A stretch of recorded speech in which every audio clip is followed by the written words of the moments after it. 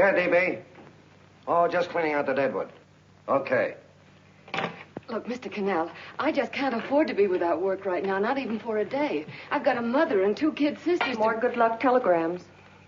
Well, you know how it is. I've just got to keep on working, see? Sorry, sister. I was sent down here to clean house. I told you I can't use your column anymore. It's lavender and no lace. Send those other people in. I'll tell you what I'll do. I get $30 a week. I'll take 25, 20 if necessary. I'll do anything you say. It isn't the money. We're after circulation. What we need is fireworks. People are going to hit with sledgehammers. Start arguments. Oh, I can do that. I know this town inside out. Oh, give me a chance, All please. right, come in. Cashier's got your check. Who are these people? Gibbs, Frawley, Cunningham, Giles. Hey, you sister. Don't forget to get out your last column before you pick up your check.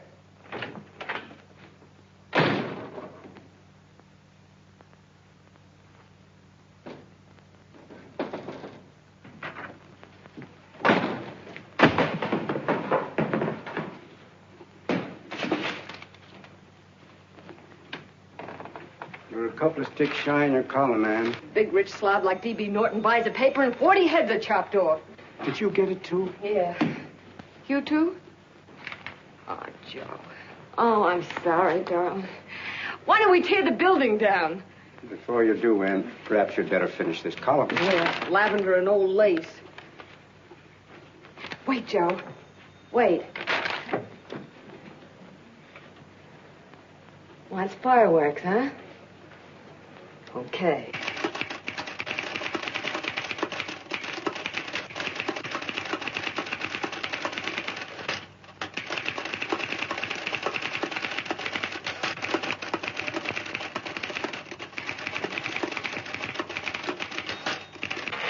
Here.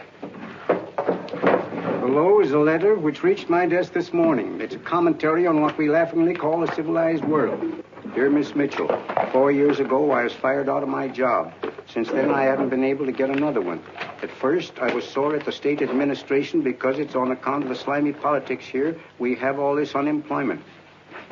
But in looking around, it seems the whole world's going to pot. So in protest, I'm going to commit suicide by jumping off the City Hall roof. Signed, a disgusted American citizen, John Doe. Editor's note, if you ask this column, the wrong people are jumping off the roofs. Hey, Ann, this is the old Fakeroo, isn't it? Never mind that, Joe. Go ahead. Sorry,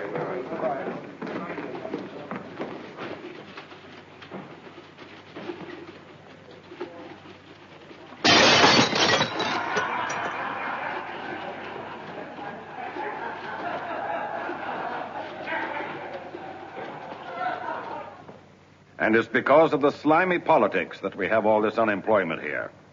There it is. That's D.B. Norton's opening attack on the governor. Why, Jim, it's just a letter. Send it into a column. No, I can smell it. That's Norton. Good morning, gentlemen. Good morning, Governor. Morning, You're rather early. Governor, did you happen to see this in a new bulletin? Yes. I had it served with my breakfast this morning. Jim thinks it's D.B. Norton at work. Of course it is. Oh, come, Jim. That little item, D.B. Norton does things in a much bigger way. This is his opening attack on you, Governor. Take my word for it. What did he buy a paper for? Why did he engage a high-pressure editor like Cannell for? He's in the oil business. I tell you, Governor, he's after your scalp. All right, Jim, all right. Don't burst a blood vessel. I'll look into it. You get me Spencer of the Daily Chronicle, please? Yes, I saw it, Governor. If you ask me, that's a phony letter. Why, that gag has got whiskers on it. Okay, I'll get the mayor and maybe the Chamber of Commerce to go after them. Get Mayor Lovett on the phone. Sorry, the mayor's busy on the other phone. Yes, I know, Mrs. Brewster. It's a terrible reflection on our city. I've had a dozen calls already. Spencer of the Chronicle. Hold it. Just a minute. Yes, Mrs. Brewster. I'm listening. I insist that this John Doe man be found and given a job at once. Now, if something isn't done about it, I'll call out the whole auxiliary. Yes, and the junior auxiliary, too. We'll hold a meeting and see that it is. Yes, Spencer? Who? The governor? Well, what about me? It's my building he's jumping off of, and I'm up for re-election, too. What are you doing? Get Cannell at the bulletin. Why, he's liable to go right past my window. Get me Cannell. What was that? What? Out the window. Something just flew by. I didn't see anything. Well, don't stand there, you idiot. Go and look. Open the window. Oh, why did he have to pick on my building? Is there a crowd in the street? No, sir. Then maybe he's caught on a ledge. Look again. I think it must have been a seagull. A seagull? What's a seagull doing around the city hall? That's a bad omen, isn't it? Oh, no, sir. The seagull is a lovely bird. It's all right, Mrs. Brewster. It was just a seagull. Can I help? Nothing's happened yet. No, I'm watching. Don't worry, Mrs. Brewster. Just leave it all to me. Spencer, I'll call you back. Hello, Cannell? What are you doing? This is the mayor. Yes, Mayor Lovett. How many times are you going to call me? I've got everybody and his brother and sister out looking for him. Did you see the box I'm running? An appeal to John Doe. Think it over, John. Life can be beautiful, says Mayor. If you need a job, apply to the editor of this paper and so forth and so forth. Okay, Mayor, I'll let you know as soon as I have something. What? Well, pull down the blinds. Went up to Miss Mitchell's house, boss. Boy, she's in a bad way. Where is she? Hey, do you know something? She supports a mother and 2 kids. What do you know about that? Did you find her? No. Her mother's awful worried about her. When she left the house, she said she was going on a roaring drunk. The girl, I mean. Go out and find her. Sure. Hey, but the biggest thing I didn't tell you, her old man's Doc Mitchell. You know the doctor saved my mother's life and wouldn't take any money for it? You remember that. Okay, boss, I'll go and look for her. Holy smokes, Commissioner, you've had 24 hours.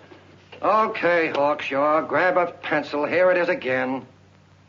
About 5'5", brown eyes, light chestnut hair, and as fine a pair of legs as ever walked into this office. Did you want to see me? No. I've had the whole Army and Navy out searching for you because that's a game we play here every day. I remember distinctly being fired. That's right. But you have a piece of property that still belongs to this newspaper, and I'd like to have it. What's that? The letter. What letter? The letter from John Doe. Oh. The whole town's in an uproar. We've got to find him, and the letter's the only clue. There is no letter. We'll get a handwriting expert to... What? There is no letter. Say that again. There's no letter. I made it up. You made it up. Mm-hmm. You said you wanted fireworks.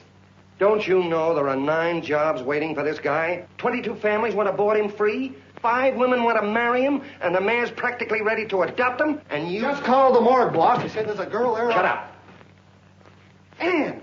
Say, why didn't you... Beatty! Only one thing to do, Hank. Drop the whole business quickly. How? Run a story. Say John Doe was in here and is sorry he wrote the letter and... That's right. You've got it, sure. He came in here, and I made him change his mind. Bulletin editor saves John Doe's life. Why, it's perfect. I'll have Ned write it up. Oh, Ned, I got a story I want you to... Wait a minute. Listen, you great, big, wonderful genius of a newspaper man. You came down here to shoot some life into this dying paper, didn't you?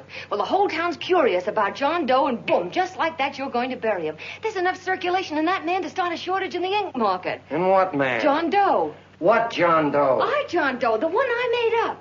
Look, genius. Now, look.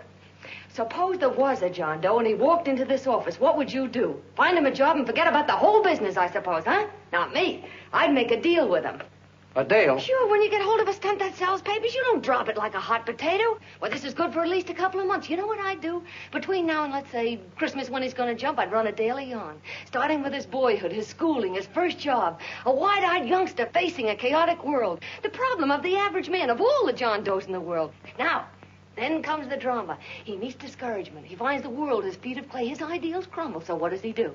He decides to commit suicide and protest against the state of civilization. He thinks of the river, but no. No, he has a better idea. The city hall. Why? Because he wants to attract attention. He wants to get a few things off his chest, and that's the only way he can get himself heard. So?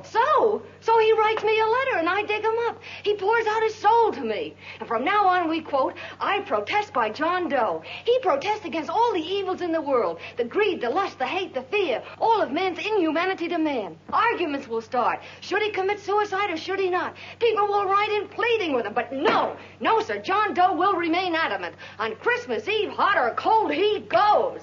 See? Very pretty. Very pretty indeed, Miss Mitchell. But would you mind telling me who goes on Christmas Eve? John Doe. What John Doe? The one we hire for the job, you lunkhead. Wait a minute. Let me get this through this lame brain of mine. Are you suggesting we go out and hire someone to say he's going to commit suicide on Christmas Eve? Is that it? Well, you're catching on. Who, for instance? Anybody. Beanie'll do. Why, sure. Who, me? Jump off a... Oh, no, any time at Christmas. I'm superstitious.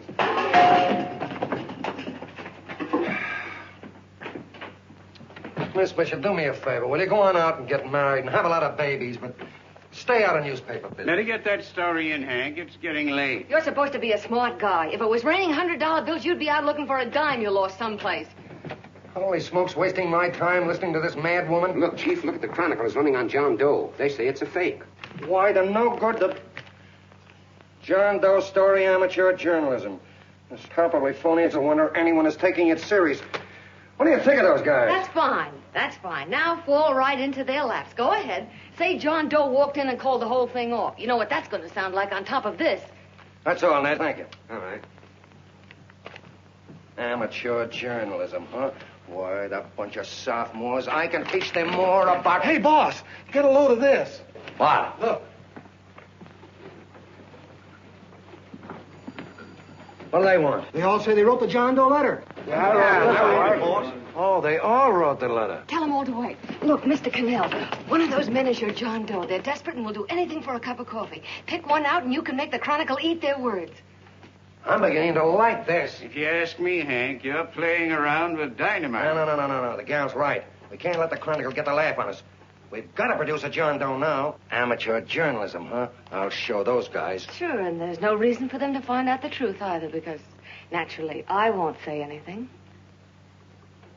Okay, sister, you get your job back. Plus a bonus. What bonus? Oh, the bonus of $1,000 the Chronicle was going to pay me for this little document. You'll find it says, I, Ann Mitchell, hereby certify that the John Doe letter was created by me. I can read. Sorry. You think this is worth $1,000, do you? Oh, the Chronicle would consider it dirt cheap. Packs everything, including a gun. Okay, sister, you got yourself a deal. Now let's take a look at the candidates. The one we pick has got to be the typical average man. Typical American that can keep his mouth shut. Show me an American who can keep his mouth shut and I'll eat him. Okay, Beanie, bring him in one at a time.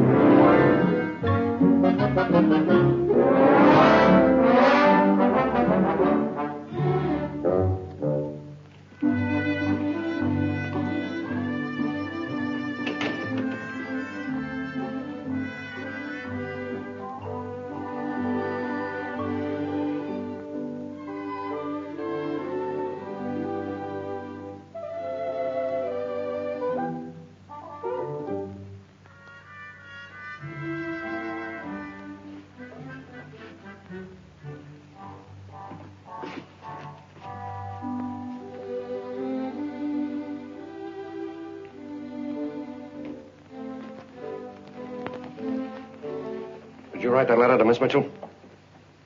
No, I didn't. What are you doing up here, then? Well, the paper says there were some jobs around loose. Thought there might be one left over. Had any schooling? Yeah, a little. What do you do when you work? I used to pitch. Baseball? Yeah. So the wing went bad. Where'd you play? Bush leagues, mostly. How about family? Got any family? No. Oh, just traveling through, huh? Yeah. Me and a friend of mine. He's outside. Looks all right. Oh, it's perfect. A baseball player. What could be more American? I wish he had a family, though. Be less complicated without a family. Look at that face. It's wonderful. They'll believe him. Come on. What's your name? Willoughby. John Willoughby. Long John Willoughby, they called me in baseball. Would you like to make some money? Yeah. Maybe. Would you be willing to say you wrote that letter and stick by it? I get the idea. Yeah. Maybe. That's our man. He's made to order. No. He don't seem like the kind of a guy that'd fall in line. When you're desperate for money, you do a lot of things, Mr. Cannell. He's our man, I tell you. He's fainted. Get the water quickly. Hurry up, Pop. Oh. Right here, sit down. You all right? Yeah, I'm all right. How many is that, 6?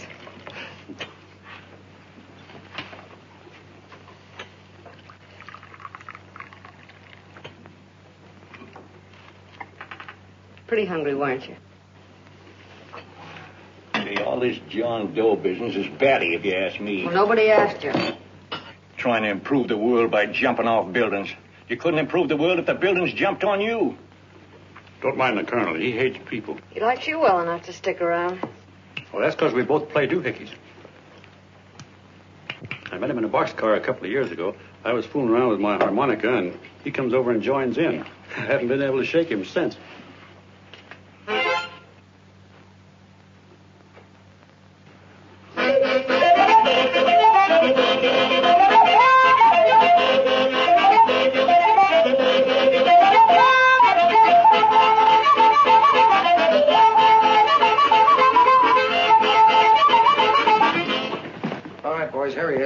No, you can't take pictures of him like that, eating a sandwich and with a beard. But he's going to jump off a building. Yes, but not because he's out of a job. That's not news. This man's going to jump as a matter of principle. Well, maybe you're right. We'll clean him up and put him in a hotel room under bodyguards. We'll make a mystery out of him. Did you speak to Mr. Norton? Thinks it's terrific. Says for us to go the limit. Wants us to build a bonfire under every big shot in the state. Oh, swell. Is that the contract? Yeah. What's he doing here? Friend of his. They play duets together. Duets? But can we trust him? Oh. I trust him.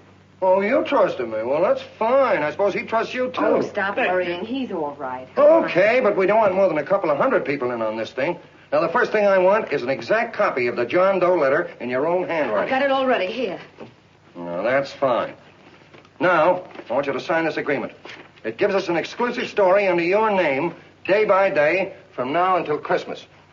On December 26th, you get one railroad ticket out of town. And the bulletin agrees to pay to have your arm fixed. That's what you want, isn't it? Yeah, but it's got to be by Bonesetter Brown. Okay, Bonesetter Brown goes. Here, sign it. Meanwhile, here's $50 spending money. That's fine. Beanie? Yes, boss. Take charge of him. Get him a suite at the Imperial and hire some bodyguards. Yeah, and some new clothes, Beanie. Think we better have him to Laos? Yeah. Both of them? Yes, both of them, but don't let them out of your sight. Hey, Beanie, gray suit, huh? Yeah. Okay, fellas.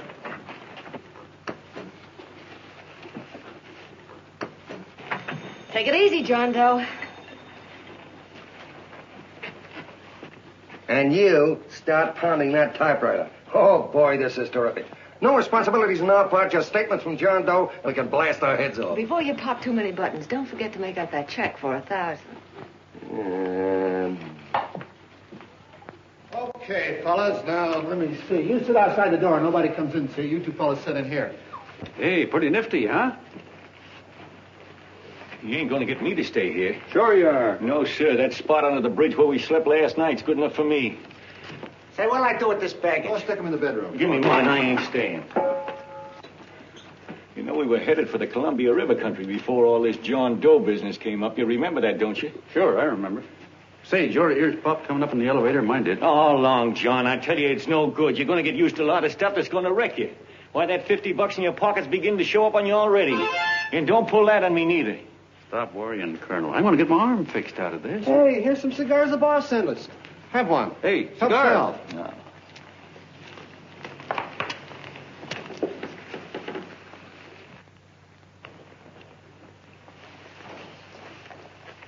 Say, I'll bet you even the major leaguers don't rate an outfit like this. Here, make yourself comfortable. Paper? I don't read no papers, and I don't listen to radios either. I know the world's been shaped by a drunken barber, and I don't have to read it. I've seen guys like you go under before. Guys that never had a worry. Then they got a hold of some dough and went goofy. The first thing that happens to a guy... Hey, did you get a load of the bedroom? No. The first thing that happens to a guy like that, he starts wanting to go into restaurants and sit down at a table and eat salads and cupcakes and tea. Boy, what that kind of food does to your system.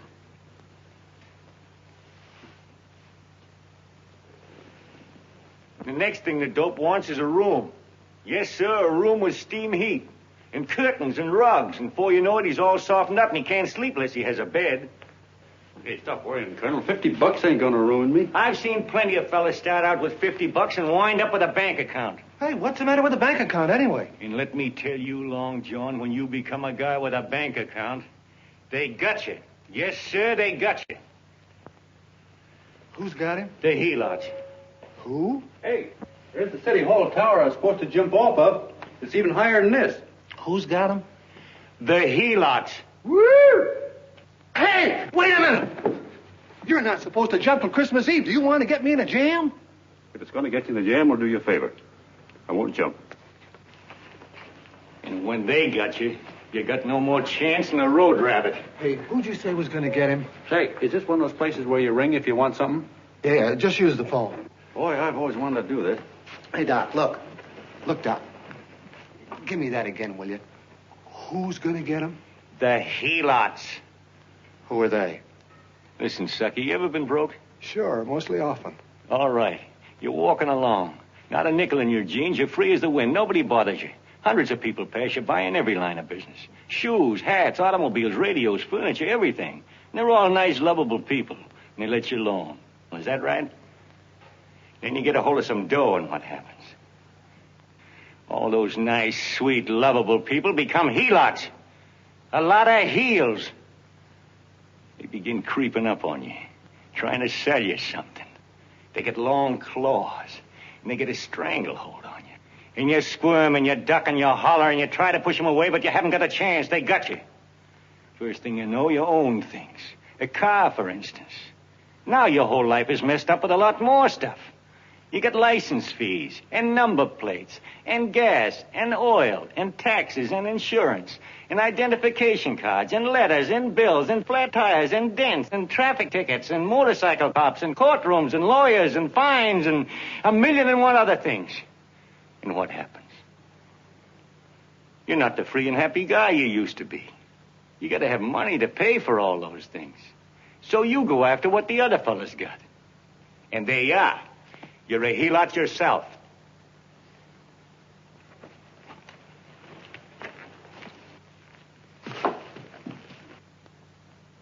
You win, Colonel. Here, take the 50.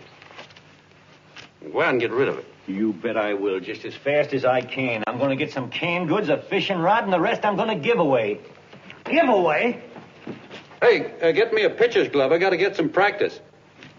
Say, he's giving it away. I'm going to get me some of that. Hey, come back here, you Helot.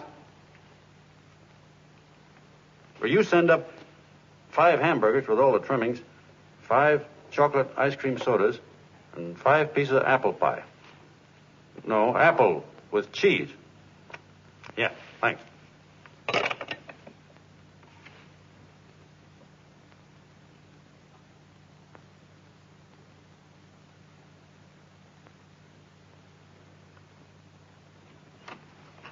Hello there. Well, well. If it isn't the man about town. All set, Miss Anne. Oh, yes. Let's go. Let's see, we want some action in these pictures. Action? That's good. No. This man's going to jump off a roof. Oh. Here, wait a minute. Let me comb your hair. Sit down. Yeah, that's better.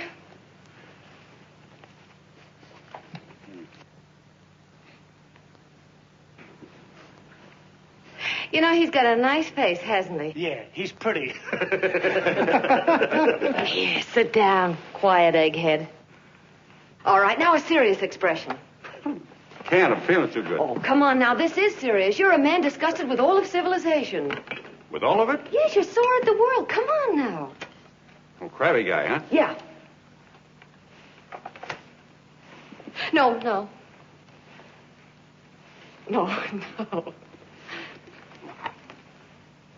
No, look.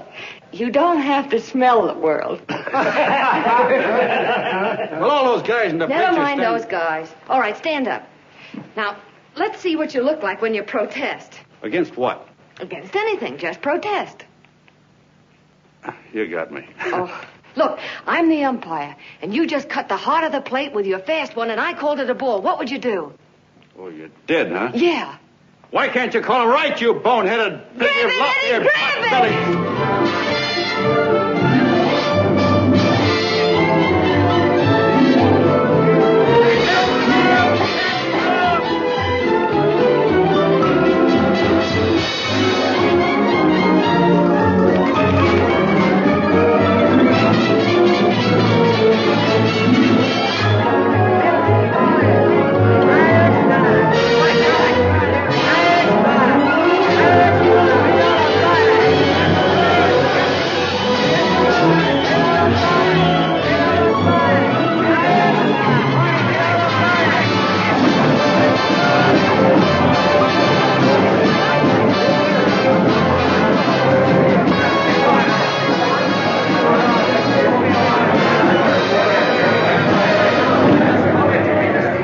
I don't care whose picture they're publishing. I still say that this John Doe person is a myth, and you can quote me on that. And I'm going to insist on his being produced for questioning. You know as well as I do that this whole thing is being engineered by a vicious man with a vicious purpose, Mr. D.B. Norton.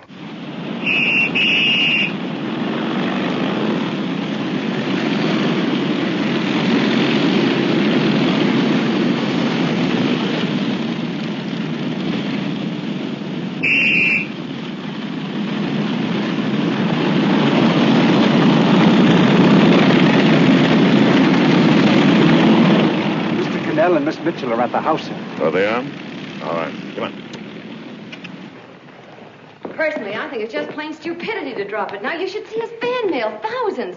Why, it's going over like a house afire. What are you afraid of, Cannell? It's doubled our circulation. Yeah, but it's got everybody sore. Ads are being pulled. The governor's starting a libel suit. What's more, they all know John Doe's a phony, and they insist on seeing What him. about it? Let them see him. We'll go on one better. They can also hear him. You own a radio station, Mr. Norton. Why not put him on the air? Watch out for this damn DB. She'll drive you batty. Oh, Look, we can't let him get to this Bush League pitcher and start pumping him. Good night.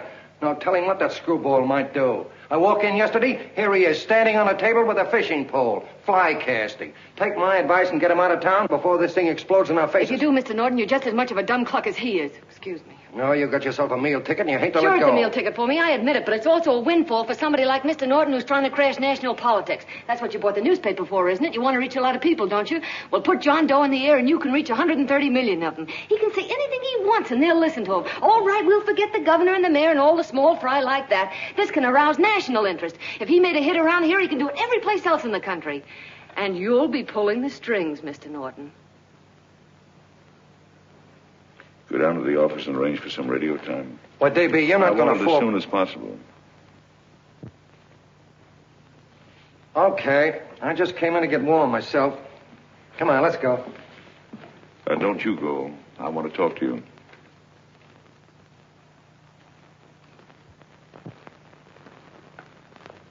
Sit down.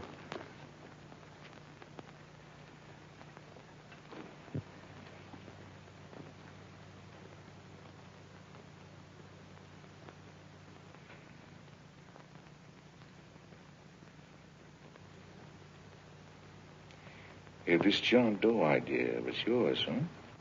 Yes, sir.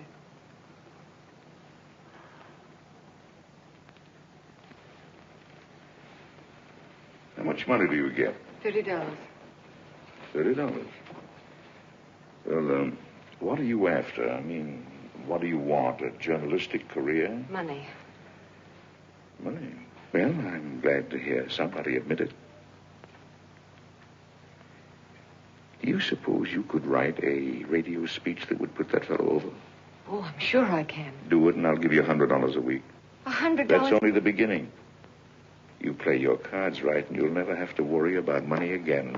Oh, I knew it. Hello. Hello. Whenever there's a pretty woman around. This is my nephew, Ted Sheldon, Miss Mitchell. How do you do? How do you do? All right, Casanova, I'll give you a break. See that Miss Mitchell gets a car to take her home. Always reading my mind, aren't you? Thank you very much for everything.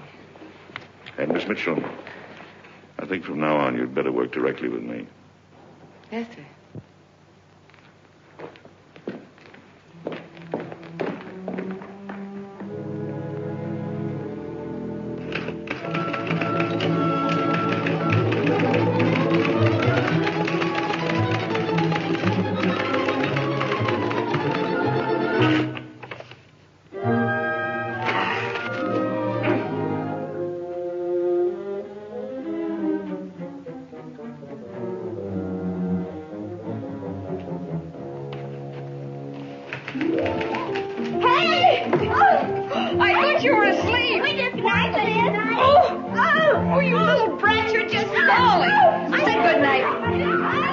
Come, children. It's past your bedtime.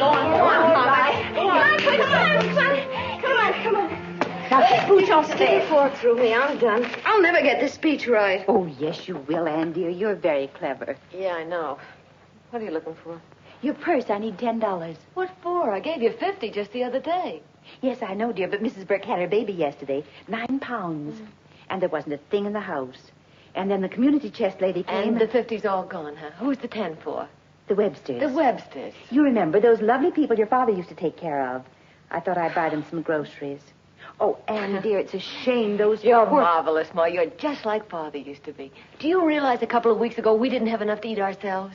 Well, yes, I know, dear, but these people are in such need. And we have plenty now. If you're thinking of that $1,000, forget it. It's practically all gone. We owed everybody in town. Now, you just got to stop giving all your money away. Oh, Anne, dear. Oh, I'm sorry, Ma. Oh, don't pay any attention to me. I guess I'm just upset about all this.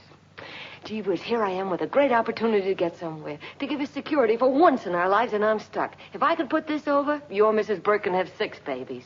You mean this speech you're writing? Yeah, I don't know. I simply can't get it to gel. I created somebody who's going to give up his life for a principle. Hundreds of thousands of people are going to listen to him over the radio. And unless he says something that's sensational, it's just no good. Well, honey, of course, I don't know what kind of a speech you're trying to write, but judging from the samples I've read, I don't think anybody will listen. What? Darling, there's so many complaining political speeches. People are tired of hearing nothing but doom and despair on the radio. If you're going to have him say anything, why don't you let him say something simple and real, something with hope in it? If your father were alive, he'd know what to say. Oh, yeah.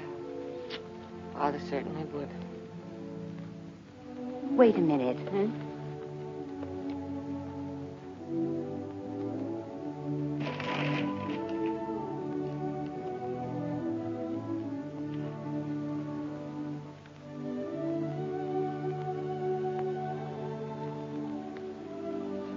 That's your father's diary, Anne. Father's... I never knew he had a diary.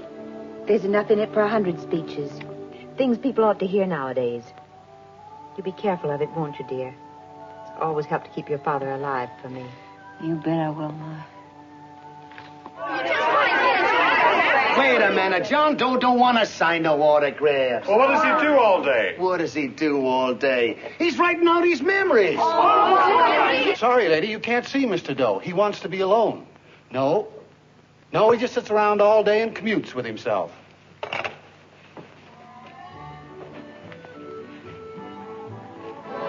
Whoa!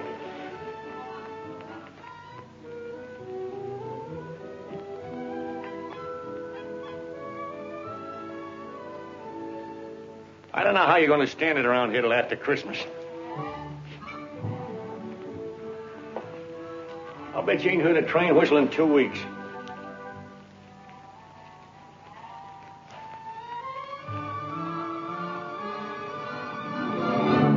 Steam right!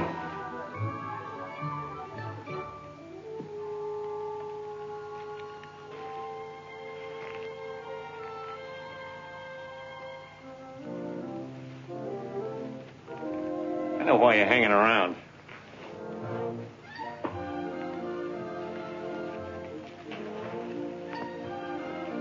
You're stuck on the girl. That's all a guy needs is to get hooked up with a woman.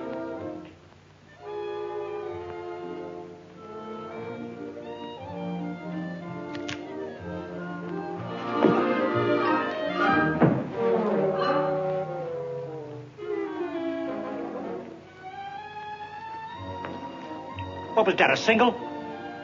First baseman dropped the ball. Butterfingers. Tough luck, pal.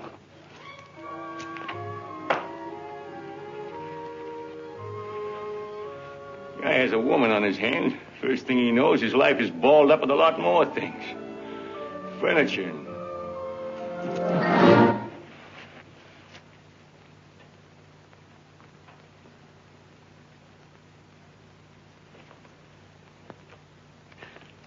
Did you get him? You're out. Swell. What's this, the end of the 8th? 9th.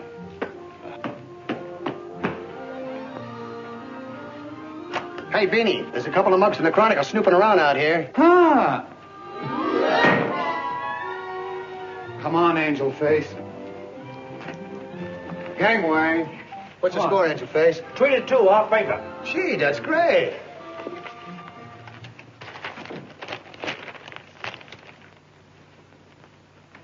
Hey, you got swell form there. Must have been a pretty good pitcher. Pretty good. Say, I was just about ready for the major leagues when I chipped a bone in my elbow. I got it pitching a 19-inning game. 19? Yeah. There was a major league scout there watching me, too. And he came down after a game of the contract. You know what? I couldn't lift my arm to sign it. I'll be okay, though, as soon as I get it fixed up. It's too bad. What do you mean, too bad? Huh?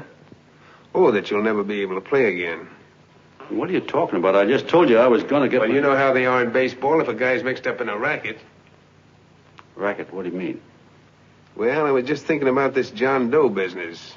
Why, as soon as it comes out it's all a fake, you'll be washed up in baseball, won't you? Yeah. Doggone. I never thought about that.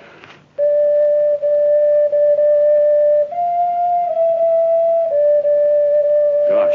And another thing, what about all the kids in the country? The kids that idolize ball players. What are they going to think about you? Yeah. Hey, Colonel. Did you hear that? I gotta figure some way out of this thing. The elevators are still running. I know one way you can do it. How? Well, when you get up there on the radio, all you have to do is to say the whole thing's a frame-up. Make you a hero sure as you're born. Yeah, but how am I going to get my arm fixed? Well, that's a cinch. I know somebody that'll give you $5,000 just to get up on the radio and tell the truth. $5,000? Yeah, $5,000, and he gets it right away. You don't have to wait till Christmas. Look out, Long John. They're closing in on you. Say, who's putting up this dough? Fellow runs the Chronicle. Here's the speech you make, and it's all written out for you. $5,000. Holy mackerel, I can see the helots coming, the whole army of them. It's on the level.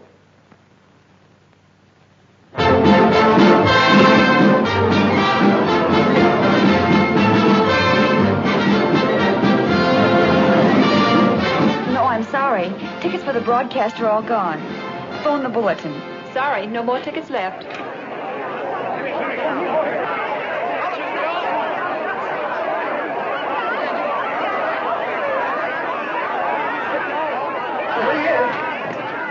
Hello, John. All set for the big night? Swell. Turn around. One moment. Now stand still. Hold it, Mr. Doe. Hold it. Big smile, Mr. Doe. Okay, Jeannie, that's all. Take him out. Now, look, John, here's the speech. It's in caps and double spaced. You won't have any trouble reading it. Not nervous, are you? No. Of course not. He wouldn't be. Who? John Doe, the one in there. Hey, don't let your knees rattle. It picks up on the mic. Oh, Beanie, you needn't be nervous, John. All you have to remember is to be sincere. Pick up that phone, Miss Mitchell. It's for you. Okay. Hello? Yes, Mother. Oh, thank you, darling. Oh, there he is, the poor dear man. Oh, good luck to you, Mr. Doe. We want you to know that we're all for you. The girls all decided that you're not to jump off any roof at all. Oh, we'll stop it. You got the speech I gave you? Yeah. Now, look. I'll give this money to the colonel just as soon as you get started. We'll have a car waiting at the side entrance for you. Okay. How'd you get in here? Huh? Oh, I just came in to wish him Come luck. on, out. Mother says good luck, too. John, when you read that speech, please believe every word of it. He's turned out to be a wonderful person, John. Who? John Doe, the one in the speech. Oh. You know something? I've actually fallen in love with him. All right, there he is, sister. Now, come on, plenty of room. What's the idea? No, that's too much. That's not so much. Come on, that's it. Oh, this is no time for cheap publicity, Mr. Cannell. Listen, if that guy lays an egg, I want to get something out of it. I'm getting a Jane Doe ready. Oh, come on. Here. Will you, fellas? Here, Give me a all right, chance. that's I enough. have to ready. Just one more, will you, Well, that's please? fine, honey. You go ahead. All right, I After need you've one been more. to. Go ahead. How you doing? Oh. All right, Benny, bring him in. Holy smoke, a half a helot. There you are, boss, just like you ordered. Symbols of little people. Okay, get him up. All right, young fella. This is ridiculous, Mr. Cannell. Come on, give me a chance. The man's on the air. Come on, shut up. Oh, fellas, I told you could have all the pictures you want. No, come on, answer. You can have a... Come on, that's right. Afterwards, you can get all the pictures you want. Thank you very much. Come on, will you? Afterwards, that's right. Come on, Snooks, you better bail out. Okay, goodbye, Mr. Doe. Beanie. All right. Better get ready. 1 minute to go. Wow, 1 minute to go. The score is nothing to nothing. Now, please, John, you won't let me down, will you? Will you? Of course you won't. If you'll just think of yourself as the real John Doe. Listen, everything in that speech are things a certain man believed in. He was my father, John. And when he talked, people listened. And they listened to you, too. Funny. You know what my mother said the other night?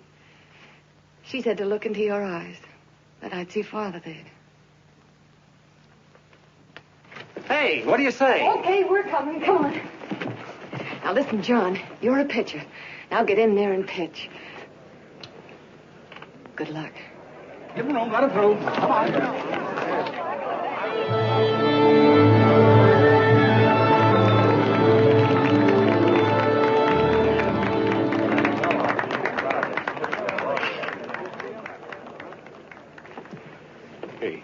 Let's get out of here. There's the door right there. Hey, what are you doing here? That's what I'd like to know. Come on, out. Hey, he's a friend of mine. Never mind, let him alone. He's all right.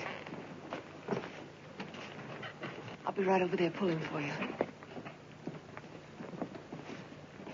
No, John, over here.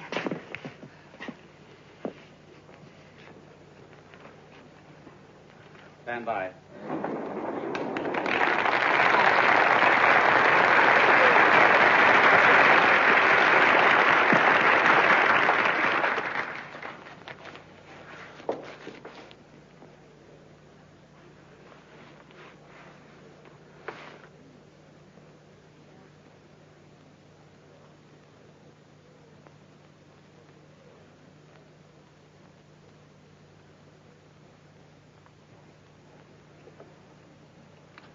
Phone the Chronicle. Tell them to start getting those extras out.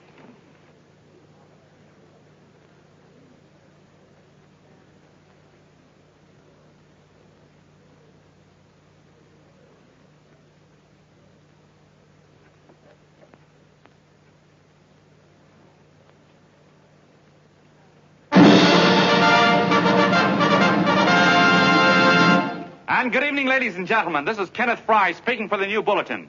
Tonight we give you something entirely new and different. Standing beside me is the young man who has declared publicly that on Christmas Eve he intends to commit suicide, giving as his reason, quote, "I protest against the state of civilization," end quote. Ladies and gentlemen, the New Bulletin takes pleasure in presenting the man who is fast becoming the most talked of person in the whole country, John Doe.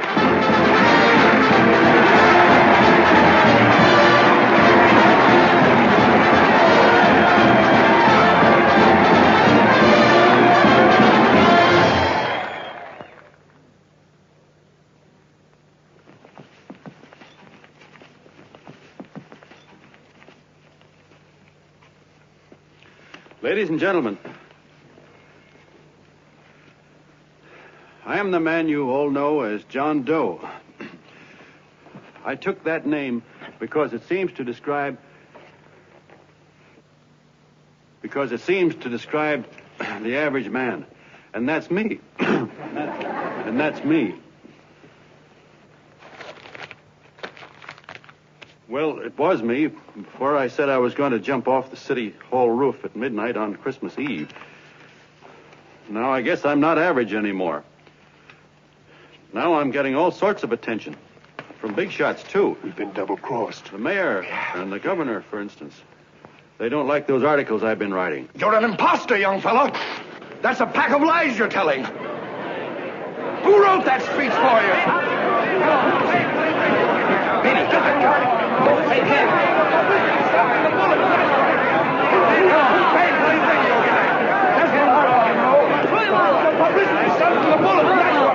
Spencer. Ladies and gentlemen, the disturbance you just heard was caused by someone in the audience who tried to heckle Mr. Doe. The speech will continue.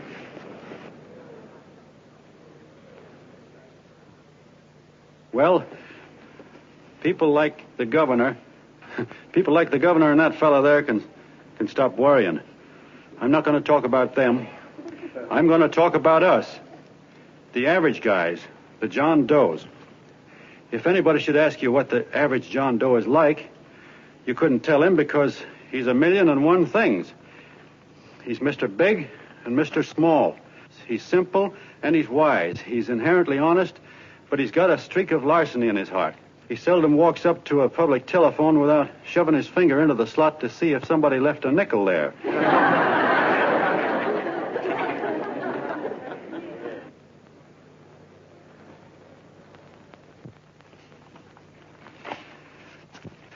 He's the man the ads are written for. He's the feller everybody sells things to. He's Joe Dokes, the world's greatest stooge and the world's greatest strength.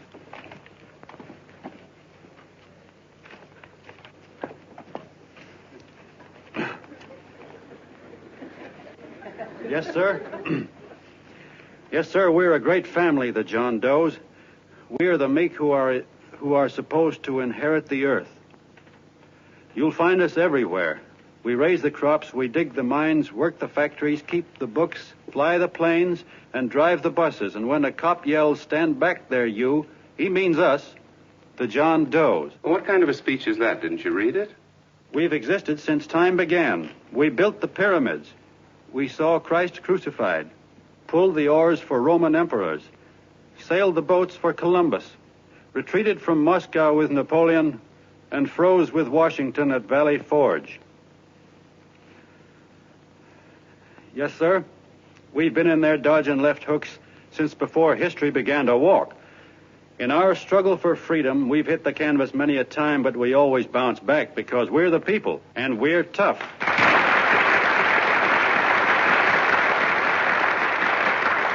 They've started a lot of talk about free people going soft, that we can't take it. That's a lot of hooey. A free people can beat the world at anything, from war to tiddlywinks, if we all pull in the same direction.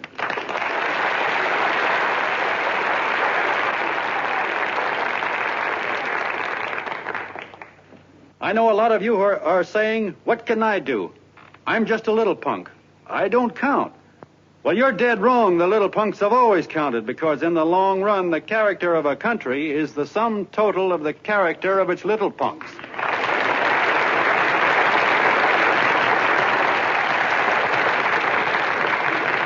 But we've all got to get in there and pitch. We can't win the old ball game unless we have teamwork. And that's where every John Doe comes in. It's up to him to get together with his teammate. And your teammate, my friends, is the guy next door to you. Your neighbor. He's a terribly important guy, that guy next door. You're going to need him, and he's going to need you, so look him up. If he's sick, call on him. If he's hungry, feed him. If he's out of a job, find him one. To most of you, your neighbor is a stranger, a guy with a barking dog and a high fence around him. Now, you can't be a stranger to any guy that's on your own team. So tear down the fence that separates you. Tear down the fence, and you'll tear down a lot of hates and prejudices. Tear down all the fences in the country, and you'll really have teamwork.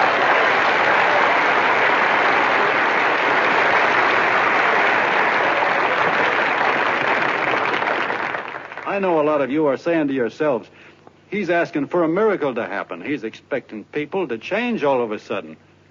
Well, you're wrong. It's no miracle. It's no miracle because I see it happen once every year. And so do you. At Christmas time. There's something swell about the spirit of Christmas, to see what it does to people, all kinds of people. Now, why can't that spirit, that same warm Christmas spirit, last the whole year round? Gosh, if it ever did, if each and every John Doe would make that spirit last 365 days out of the year, we'd develop such a strength, we'd create such a tidal wave of goodwill that no human force could stand against it. Yes, sir, my friends. The meek can only inherit the earth when the John Does start loving their neighbors. You better start right now. Don't wait till the game is called on account of darkness. Wake up, John Doe. You're the hope of the world.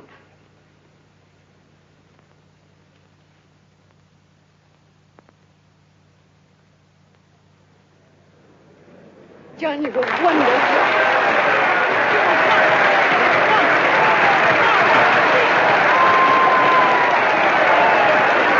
Let's get out of here. Now you're talking.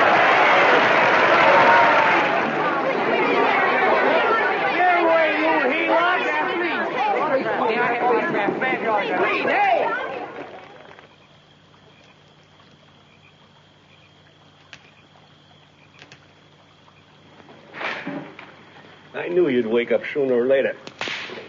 Boy, am I glad we got out of that mess. I had the $5,000 sewed up. Could have been on my way to old Doc Brown. You're a pitcher, John, she says. Now, go in there and pitch. What a sucker. Yeah, she's a heel-out just like the rest of us. Lucky you got away from her. What was I doing up there making a speech anyway? Me, huh? Geez, the more I think about it, the more I could... Tear down all the fences. Why, if you tore one picket off of your neighbor's fence, he'd sue you. $5,000 had it right in my hand. What do you mean he ran away? We'll go after him, find him. That man is terrific.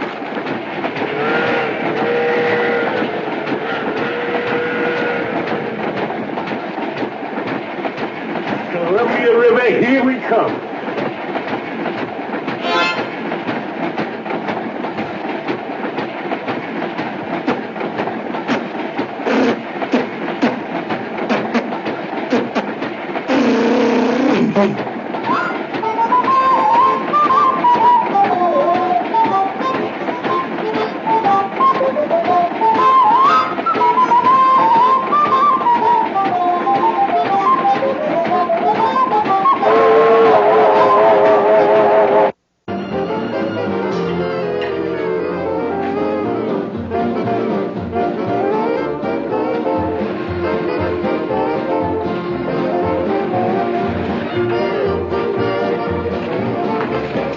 Jitterbugs.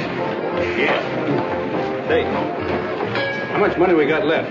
4 bits. Better make it donuts, huh? Yeah.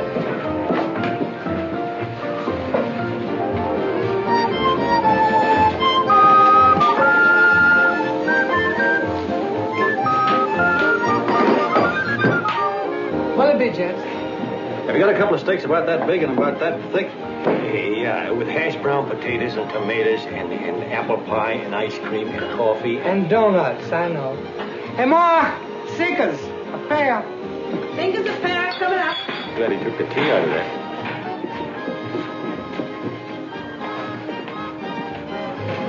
Hey, look. Join the John Doe Club. John Doe Club.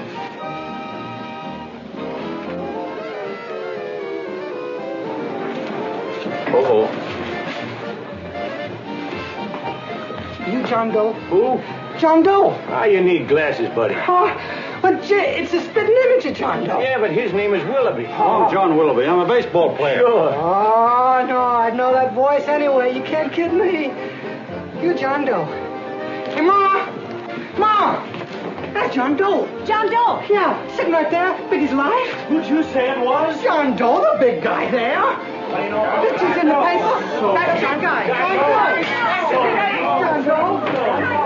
Sitting right there, John Doe. Hey, operator. Dan's Beanery. Look, call everybody in town. John Doe was just in my place. Yeah, he ordered donuts.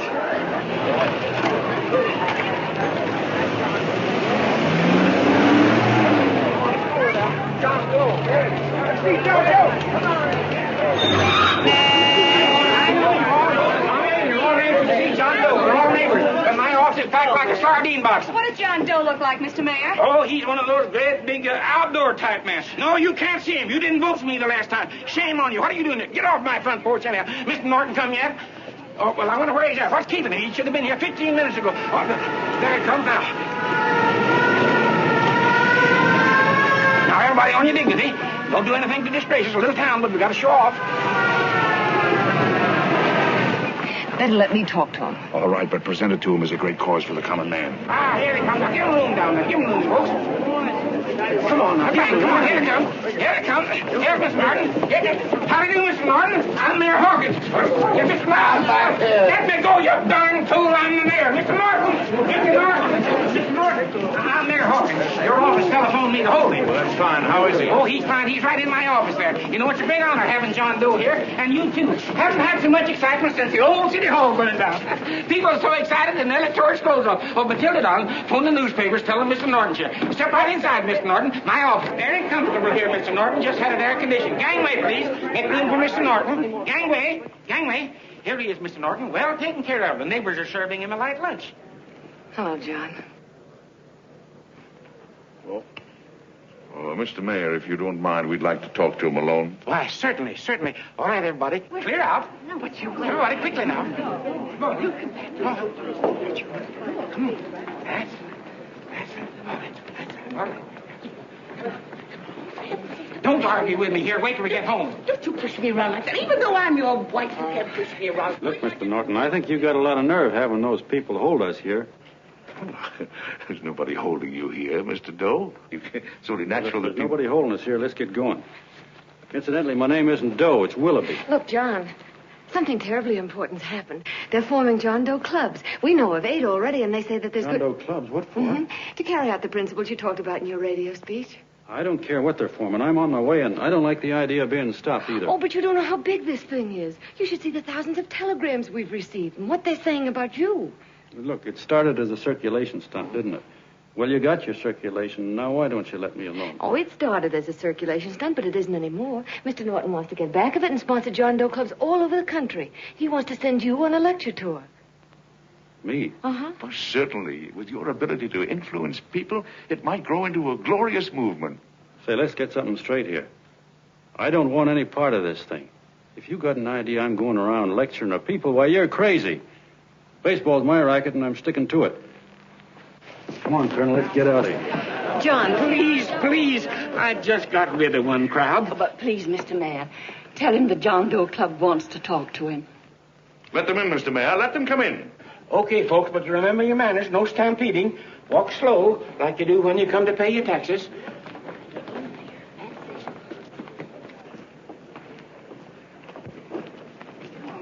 Okay.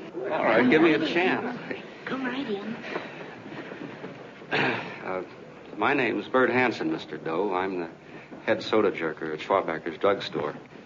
Well, sir, you see, me and my wife, we heard your broadcast, and we got quite a bang out of it. Especially my wife.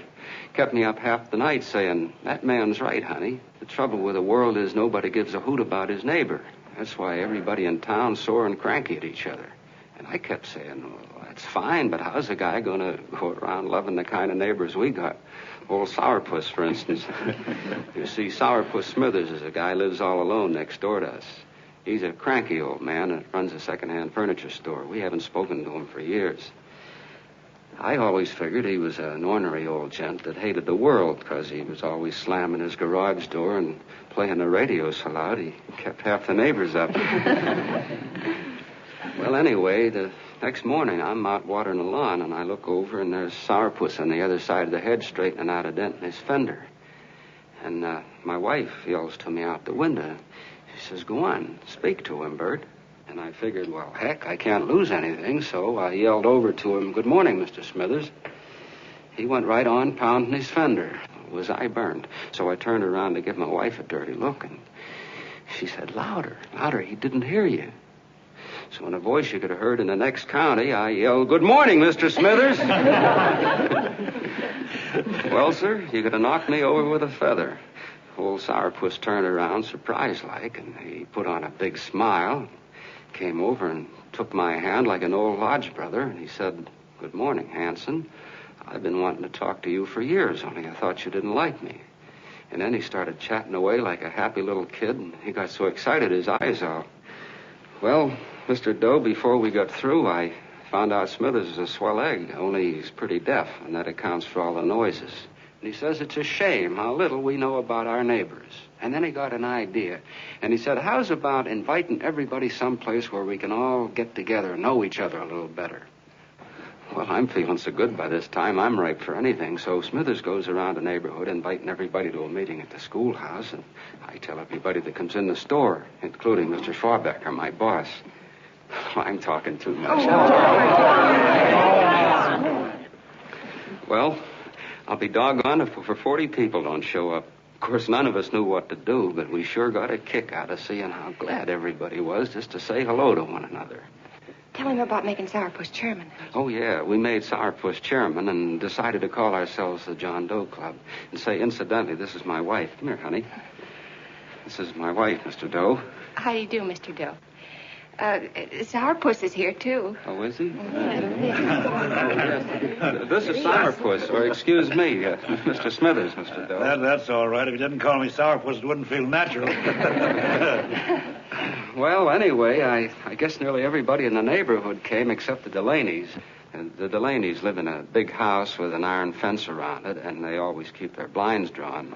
And we always figured that he was just an old miser that sat back counting his money, so why bother about inviting him? Until Grimes, the milkman, spoke up and he said, say, you've got the Delaney's all wrong. And then he tells us about how they canceled their milk last week.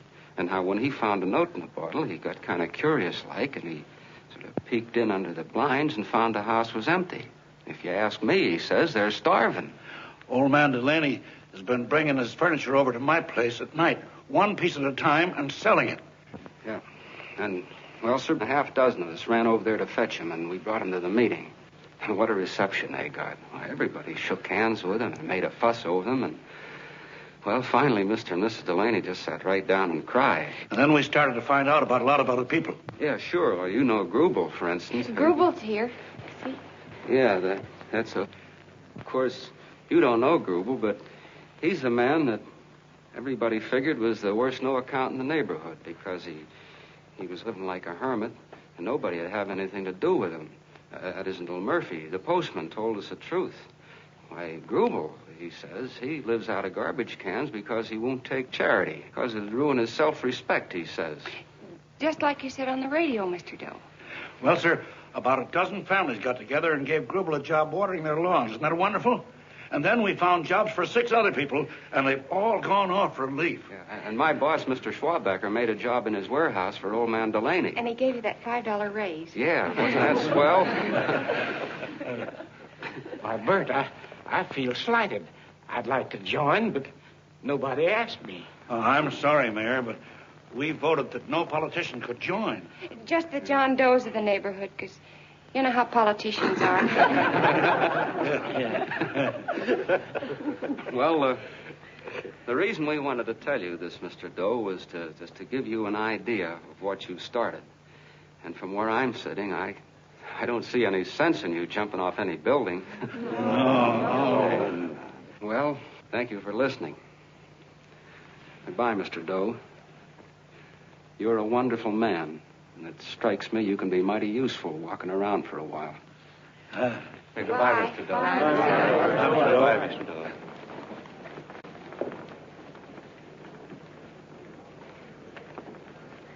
I'm Mrs. Delaney, Mr. Doe. And God bless you, my boy.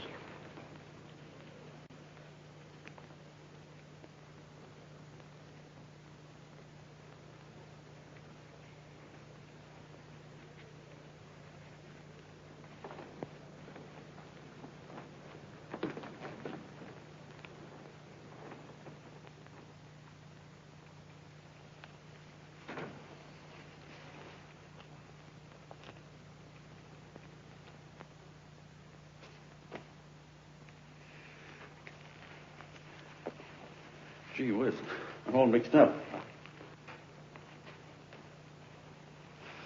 I don't get it. Look, all those swell people think I'm going to jump off a building or something. I never had any such idea. Gosh. The fellow'd have to be a mighty fine example himself to go around telling other people how to... Say, look, what happened the other night was on account of Miss Mitchell here. She wrote the stuff. Don't you see what a wonderful thing this can be? But we need you, John. You're hooked. I can see that right now. They got you. Well, I'm through. For 3 years, I've been trying to get you up to the Columbia River country. First it was your glass arm, then it was the radio, and now it's the John Doe clubs. Well, I ain't waiting another minute. Gangway, you helots. Hey, Colonel, wait a minute. I want you personally to go along with John Doe and Miss Mitchell and handle the press and the radio. Me? Yes, I don't want to take any chances. And Johnson. Yes, Stevie? Your crew will do the mop-up job. They'll follow John Doe into every town, see that the clubs are properly organized and the charters issued. Right. There are only 8 flags up there now. I want to see that map covered before we get through.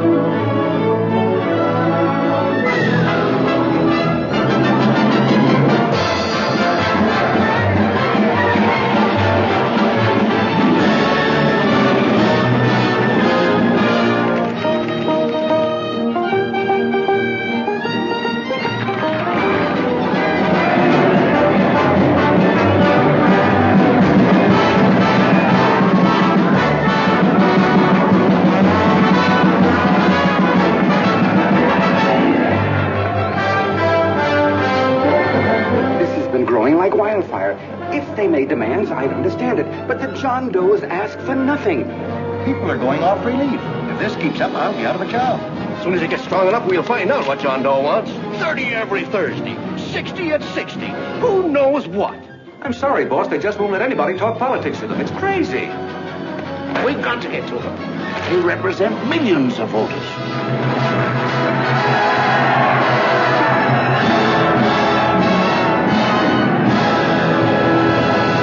I tell you, ladies and gentlemen, this thing has been nothing short of a prairie fire. We've received so many applications for charters to the John Doe clubs, we haven't been able to take care of them. I'd hate to have that many pins stuck in me. This John Doe convention is a natural. It's going to put our city on the map. By over 2,400 John Doe clubs are sending delegates. Can you imagine that? You, Mr. Mayor, will be the official host. You will make the arrangements for decorating the city, parades, and a reception for John Doe when he gets home. And don't wear your high hat. No high hat? No high hat. And from you, Cannell, I want a special John Doe edition every day until the convention is over. And now, if you will, please step into the outer office and look your prettiest because there are photographers there to take pictures of this committee. Don't worry, Libby. Everything will be taken care of. Isn't it all too wonderful? Gather down here in a nice group and I'll get a nice picture of you. Oh, Mr. Mayor, would you step down in front row, please? You ladies get close to him. That's it. Well, I don't get it. Get what? Look, DB, I'm supposed to know my way around. This John Doe movement has cost you a fortune. Now, this convention is going to cost plenty. Well? Well, I'm stuck with 2 and 2, and I'm a sucker if I can make 4 out of it. Where do you come in? I'll have the satisfaction of knowing that my money has been spent for a worthy cause. I see. I better stick to running the paper, huh? I think maybe you better had. And Cannell, I'd like to have the John Doe contract, all the receipts for the money we advanced him, and the letter Miss Mitchell wrote, for which I gave her $1,000. Yes, sure. Well, we leave for the airport. Half an hour. Is that Johnny boy's room? Better hustle him up. He'll be ready on time. He's packing. Ah, good. Did you see his picture on the cover of Time? Yeah. I gotta give you credit, Annie girl. I've handled a good many big promotions in my time. Everything from a World's Fair to a channel swimmer. But this one has certainly got me spinning. And now a John Doe convention. Wow. Say, if you could only get him to jump off the City Hall roof on Christmas Eve, I'd guarantee you 500,000 people there. Charlie. Huh? What do you make of him? Oh, Johnny boy? Well, I don't know what angle you want, but I'll give it to you quick. Number 1, he's got great yokel appeal, but he's a nice guy. Number 2, he's beginning to believe he really wrote that original suicide letter that you made up. Number 3, he thinks that you're Joan of Arc or something. Yeah, I know. Number 4, well, you know what number 4 is. He's nuts about you. Yeah, it's running out of his ears. You left out number 5. We're all heels, me especially. Holy smoke. Come in.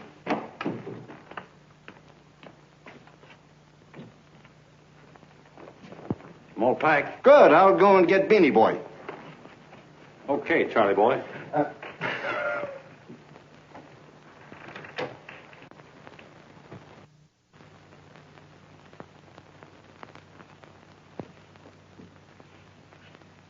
Can I help you pack? No, thank you.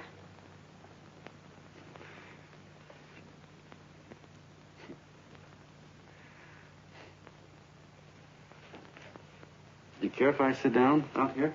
No.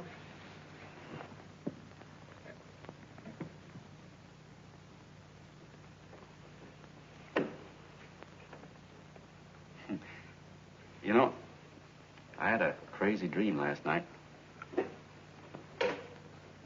It was about you. About me? Sure was crazy. I dreamt I was your father.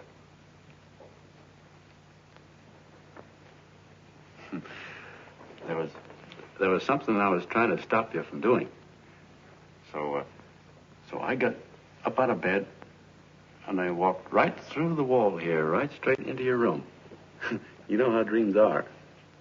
And there you were in bed. But you're a little girl, you know, about 10. And very pretty, too. So I shook you, and the moment you opened your eyes, you hopped out of bed and started running like the devil in your nightgown. You ran right out the window there, and you ran out over the tops of buildings and roofs and everything for miles. And I was chasing you. And all the time you were running, you kept growing bigger and bigger and bigger, and pretty soon you were as big as you are now, you know, grown up. And all the time I kept asking myself, what am I chasing her for? And I didn't know. Isn't that a hot one? Well, anyway, you ran into some place, and then I ran in after you, and when I got there you were, getting married. And the nightgown had changed into a beautiful wedding gown. You sure look pretty, too. And then I knew what it was I was trying to stop you from doing. Dreams are sure crazy, aren't they? Well, would you like to know who it was you were marrying? Oh, a tall, handsome Ubangi, I suppose. No, not that bad. It was that fellow that sends you flowers every day. Yeah, what's his name? Mr. Norton's nephew?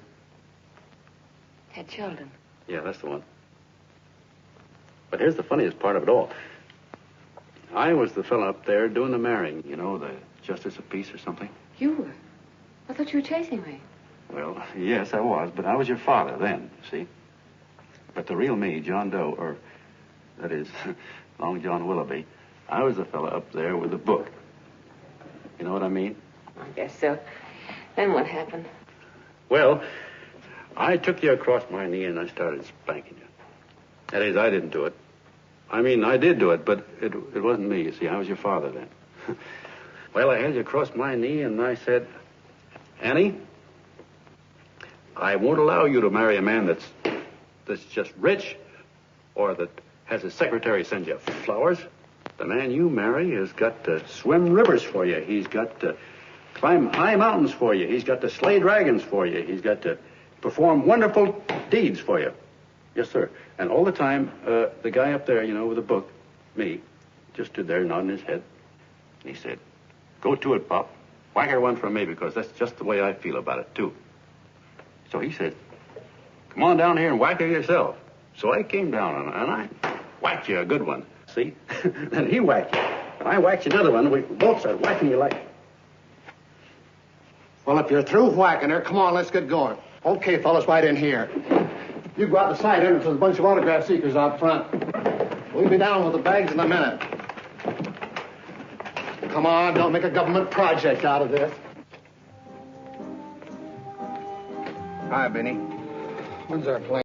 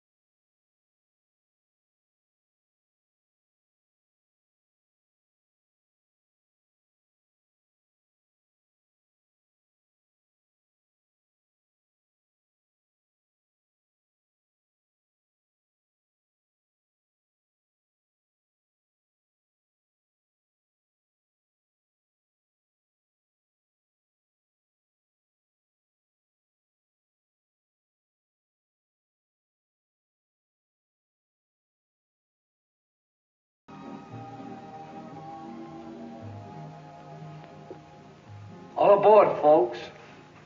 That's what I said, it's yours. Yeah, that's true. Oh, somebody else sitting here? No, that's your seat. And this is your coat. Mine? A little token of appreciation. Oh. Oh, it's beautiful, D.B. Well, I don't quite know what to say. Well, don't say anything at all. Just sit down. Oh. Go ahead, open it. Oh. lovely. And a new contract goes with it. Well, come on, spring it. You've got something on your mind. It must be stupendous. You know, that's what I like about it. Right to the point. Like that. All right, Practical Annie. Here it is. Tomorrow night, before a crowd of 15,000 people and talking over a nationwide radio hookup, John Doe will announce the formation of a third party. A third party? Yes, the John Doe Party. Devoted entirely to the interests of all the John Does all over the country. Which practically means 90% of the voters. He will also announce the third party's candidate for the presidency. A man whom he personally recommends. A great humanitarian. The best friend the John Does have. Mr. D.B. Norton. Yes.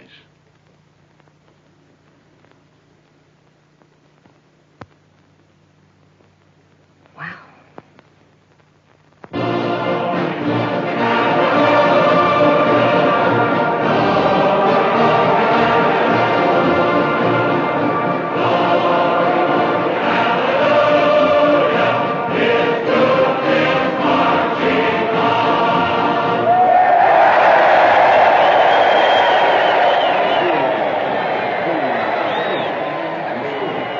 The opening of the convention is hours off. The delegates are already pouring into the ballpark by the droves, with lunch baskets, banners, and petitions asking John Doe not to jump off any roof. But no matter how you look at it, it's still a phenomenal movement. These John Does, or the hoi polloi, as you've heard people call them, have been laughed at and ridiculed. But here they are, gay and happy, having traveled thousands of miles, their expenses paid by their neighbors, to come here to pay homage to their hero, John Doe. And in these days of wars and bombings, it's a hopeful sign that a simple idea like this can sweep the country. An idea based on friendliness, on giving and not taking, on helping your neighbor and asking nothing in return. And if a thing like this can happen, don't let any of your grumbling friends tell you that humanity is falling apart. This is John B. Hughes, signing off now and returning you to our main studio until 9 o'clock, when the convention will officially open. Oh, John, come in. Say, I'm kind of... It's raining out a little.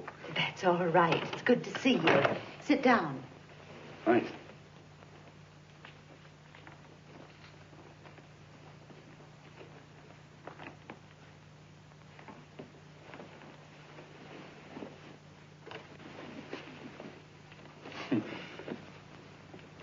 It's for Anne.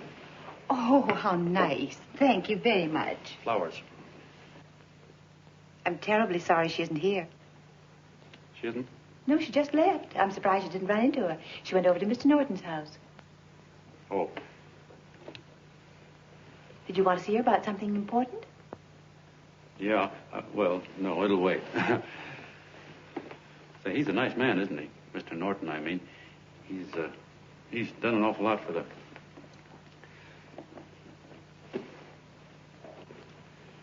Well, say, my coat's pretty wet. I'm afraid I might have wet the couch a little.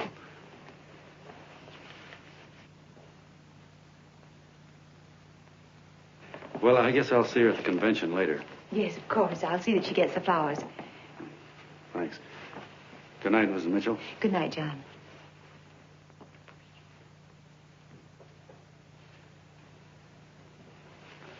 Say, Miss Mitchell, I'm kind of glad Anne isn't here. You see, I came over here hoping to see her alone, and kind of hoping I wouldn't, too, you know what I mean? There was something I wanted to talk to her about. But, well, it'll wait, I guess. Good night. Good night, John. Say, look, Mrs. Mitchell, have you ever been married?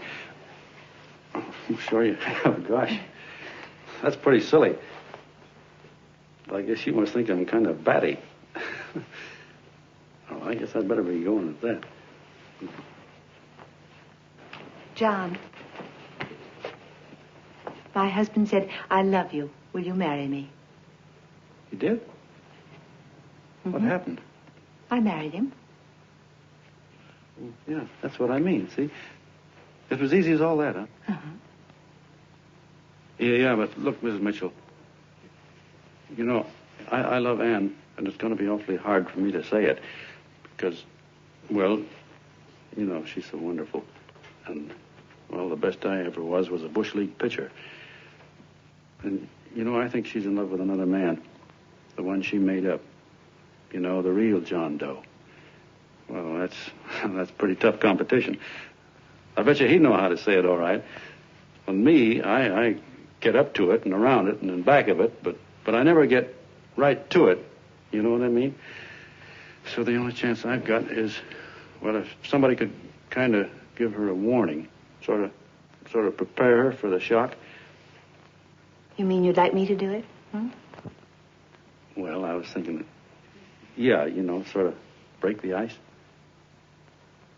Of course I will, John. Gee, thank you, Mrs. Mitchell. Hey, you're okay.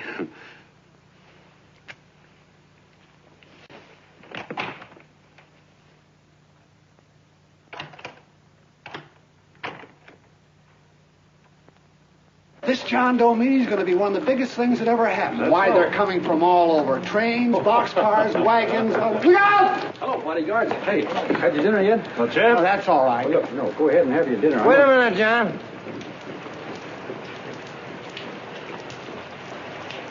Hello, Mr. Connell. How are you, John? John, I want to have a little talk with you. What's the matter? Are you falling? Come on. Hey, boss. Oh, quiet. Say, tell me something. Did you read the speech you're going to make tonight? No, I never read the speeches before I make them. I get more of a kick out of it that way. Uh-huh. It's just exactly what I thought. Beanie, go on down to the office, tell Pop to give you the speech. There's a copy on my desk. Gee whiz, boss, you know Mr. Norton told me not to leave him, not even for a minute. Go on. We'll be at Jim's bar up the street. You're a nice guy, John. I like you. You're gentle. I always like gentle people. Me, I'm hard.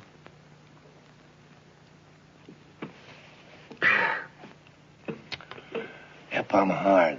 But you want to know something? I've got a weakness. Never guess that, would you? Well, I have. Want to know what it is? Star-Spangled Banner. Screw you, huh? Well, maybe it is, but play the Star-Spangled Banner. I'm a sucker for it. Always gets me right here. Know what I mean? Yeah, it gets me right back here. Oh, back there, huh? Well, every man to his own taste. You weren't old enough. You weren't old enough for the World War, were you, Jim? No, of course not. No, you must have been just kidding.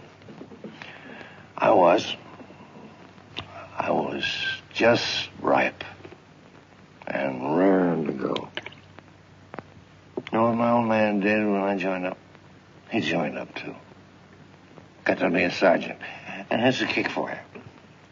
We were in the same outfit. Funny, huh?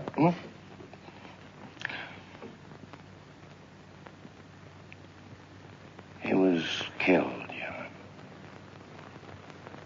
I saw him get it. I was right there, and I saw it with my own eyes.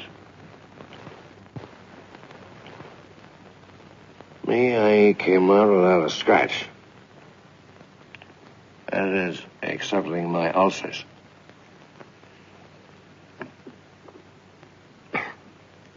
I should be drinking milk, you know. This stuff is poison. Hey, Tubby. Yes, Mr. Connell? What do you say, huh? All right. Yep, I'm a sucker for this country. I'm a sucker for the Star-Spangled Banner, and I'm a sucker for this country. I like what we got here. I like it. A guy can say what he wants and do what he wants without having a bayonet shoved through his belly. And that's all right, isn't it? You betcha. Yeah. Well, we don't want anybody coming around changing it, do we? No, sir. No, sir. And when they do, I get mad. I get boiling mad. And right now, John, I'm sizzling. I get mad for a lot of other guys besides myself.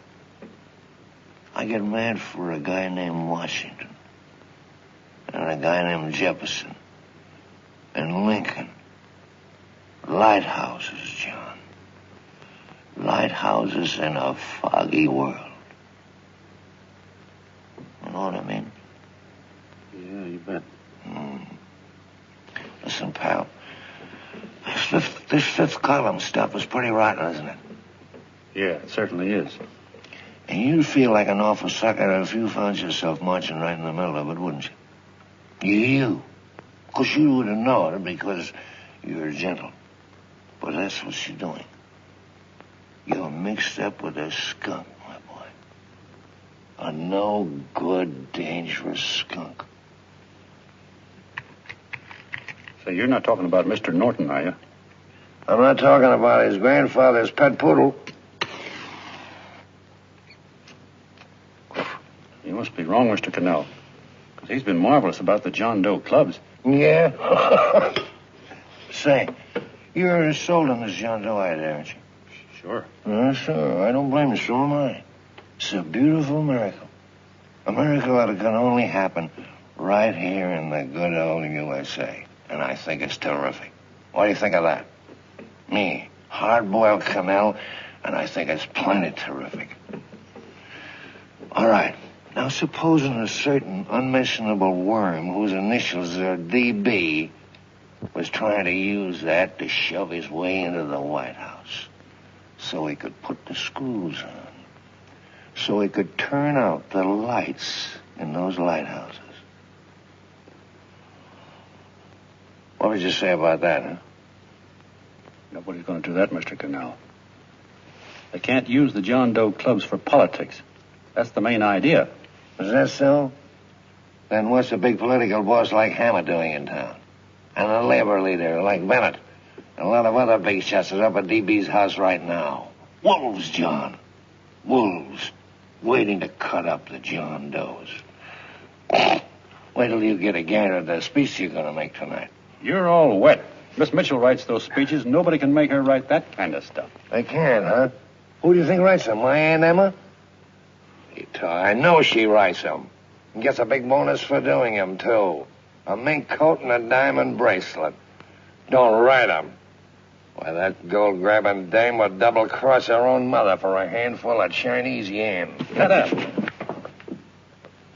If you weren't drunk, I'd... Hey, boss. Here's the speech, boss. Hey. Go on and read it, John, and then start sucking. Hey, wait a minute, Mr. Doe. Tubby? Yes, sir. Better bring me a glass of milk. I'm smoking too much. Yes, Charlie? Got everything all set? Fine. John Doe been taken care of? Good. How many people do you think will be there? 15,000? Oh, my, that's fine. Now, listen, Charlie. As soon as John Doe stops talking about me, I want you to start that demonstration. And make it a big one, you understand? Don't worry about that, DB. My boys are there. They'll take care of it. What? Yes, I'll be there 15 minutes after I get your call. Why, Mr. Doe. Where are they? In the dining room, sir.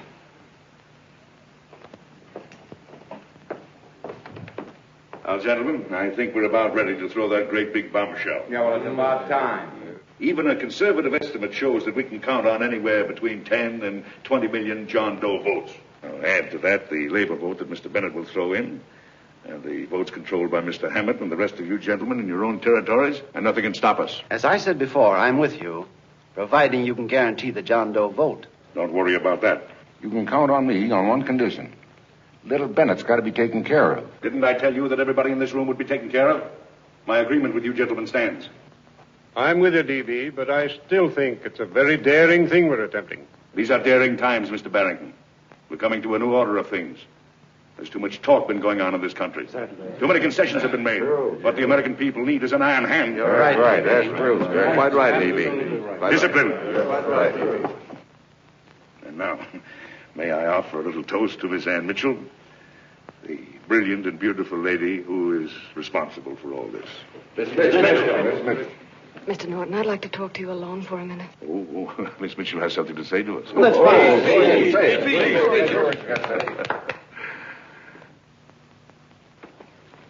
Hello.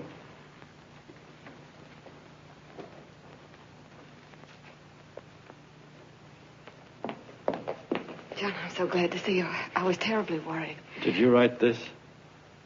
Yes, I did, John, but I had no idea what was going on. You didn't. No. That's a swell bracelet you're wearing. John, why aren't you at the convention?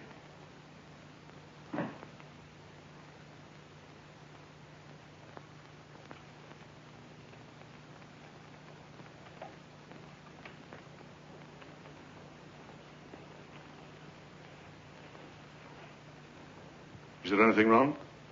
No, nothing's wrong. Everything's fine. So there's going to be a new order of things, huh? Everybody's going to cut himself a nice fat slice of the John Does, eh? You forgot one detail, Mr. Big Shot. You forgot me, the prize stooge of the world. Why, if you or anybody else thinks he's going to use the John Doe clubs for his own rotten purpose, he's going to have to do it over my dead body. Oh, hold on a minute, young man. Hold on. That's rather big talk. I started the John Doe clubs with my money. And I'll decide whether or not they're being properly used. No, you won't. You're through deciding anything. And what's more, I'm going down to that convention and I'm going to tell those people exactly what you and all your fine feathered friends here are trying to cook up for them. And I'm going to say it in my own words this time. Stop it. Stop it. You ruined us, D.B. Wait a minute, fella. My uncle wants to talk to you. Listen to me, my son. Before you lose your head completely, may I remind you that I picked you up out of the gutter and I can throw you right back there again? You've got a nerve accusing people of things. These gentlemen and I know what's best for the John Does of America, regardless of what tramps like you think. Get off that righteous horse of yours and come to your senses. You're the fake. We believe in what we're doing. You're the one that was paid the 30 pieces of silver. Have you forgotten that? Well, I haven't.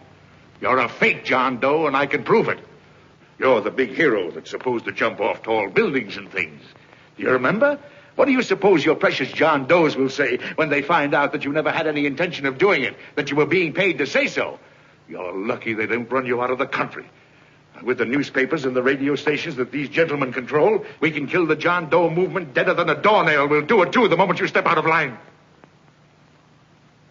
Now, if you still want to go to that convention and shoot your trap off, you go ahead and do it.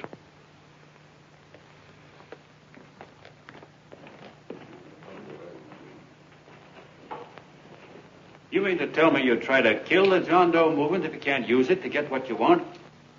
You bet your bottom dollar we would.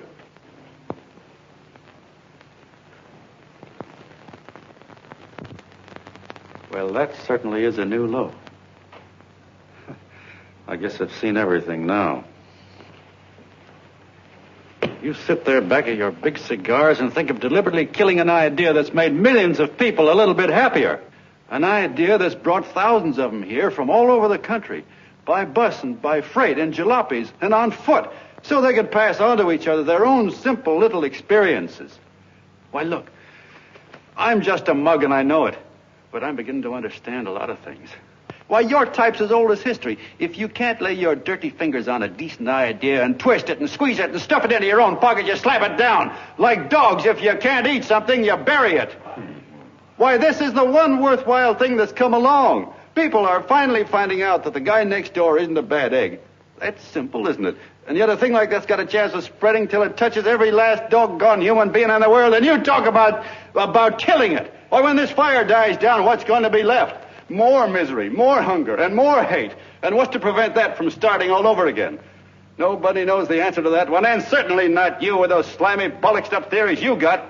The John Doe idea may be the answer, though. It may be the one thing capable of saving this cockeyed world, yet you sit back there on your fat, hulks and tell me you'll kill it if you can't use it. Well, you go ahead and try. You couldn't do it in a million years with all your radio stations and all your power, because it's bigger than whether I'm a fake. It's bigger than your ambitions, and it's bigger than all the bracelets and fur coats in the world. You bet it is, John. And that's exactly what I'm going down there to tell those people. Wait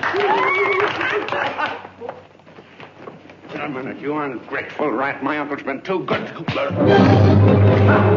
Getting away. Give me the bulletin. John! I've always told you, D.B., you're playing with dynamite. Which way? All right, now, get away. Before he gets through a night, he'll rule us all. I'll stop him cold. Don't worry, I've been ready for this. John! Oh, John, please listen to me. Please, I can explain everything, John. I didn't know what they were going to do. Let me go with you, John. John, please. Go ahead, driver. Ballpark. Explain it to you, John. Please let me go with you. Please. John! Mr. Martin wants to see you. Listen to me, Mayor Lovett. You do as I say. I want them both arrested. You tell the police department to pick up Cannell. I've got the girl here. I've got the bullet. I don't care what you charge him with. If you're worried, let him go in the morning, but keep him in jail overnight. Hello, Bulletin. Put that wire on.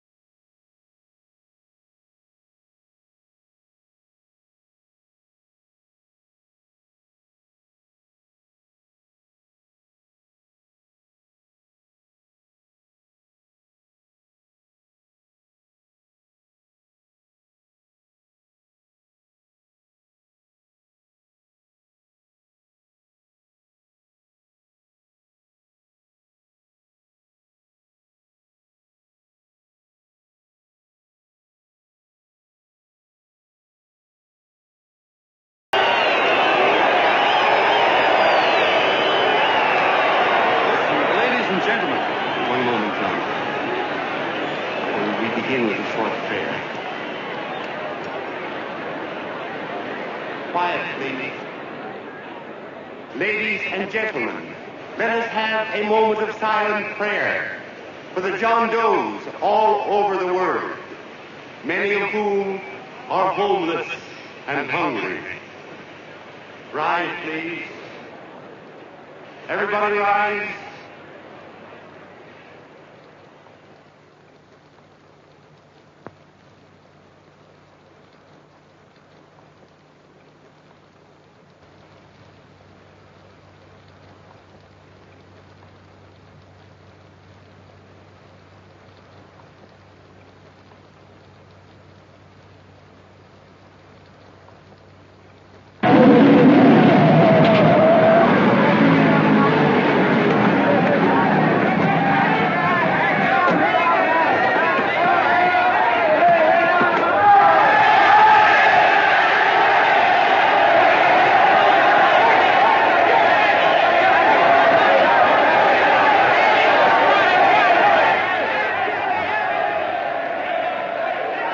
Newsboys.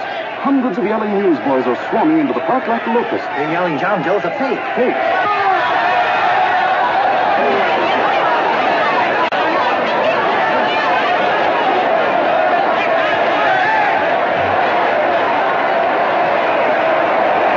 Federal investigation urged by Chamber of Commerce. How could he be a fake? It must be some kind of a gag.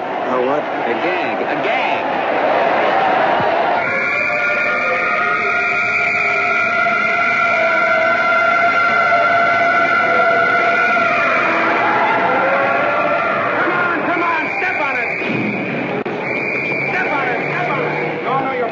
now, so let's get going. Wait for the paper. Hey, miss, will you autograph my balloon? Sure.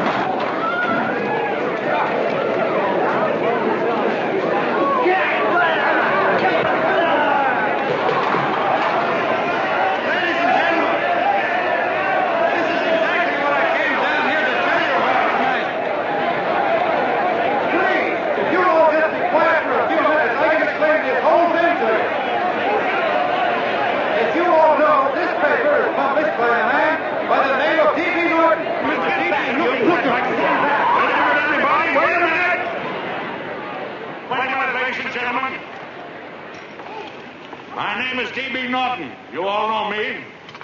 I accuse this man of being a faker. We've been taken for a lot of suckers, and I'm the biggest of the lot.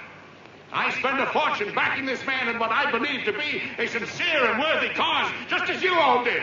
And now I find out it's nothing but a cheap racket cooked up by him and two of my employees for the sole purpose of collecting dues from John Does all over the country. That's a lie. It's not a lie. Nickels and dimes to stuff into their own pockets. You can read all about it in the newspapers there. That's a lie. Listen, don't believe what... This man had no intention of jumping off the top of a building. He was paid to say so. Do you deny that? That's got nothing to do with it. Were you paid for it or weren't you? Yes, I was paid, but there happened... And what about the suicide note? You didn't write that either. What difference did you write it or didn't you? No, I didn't write it. Now, you bet your life you didn't. You look in your papers, ladies and gentlemen, and you'll find Miss Mitchell's signed confession that she was the one who wrote it. Listen, folks, it's a fact that I didn't write the letter. There, you see, he admits it. You're a fake John Doe. For what you have done to all these good people, they ought to run you out of the country. And I hope they do it.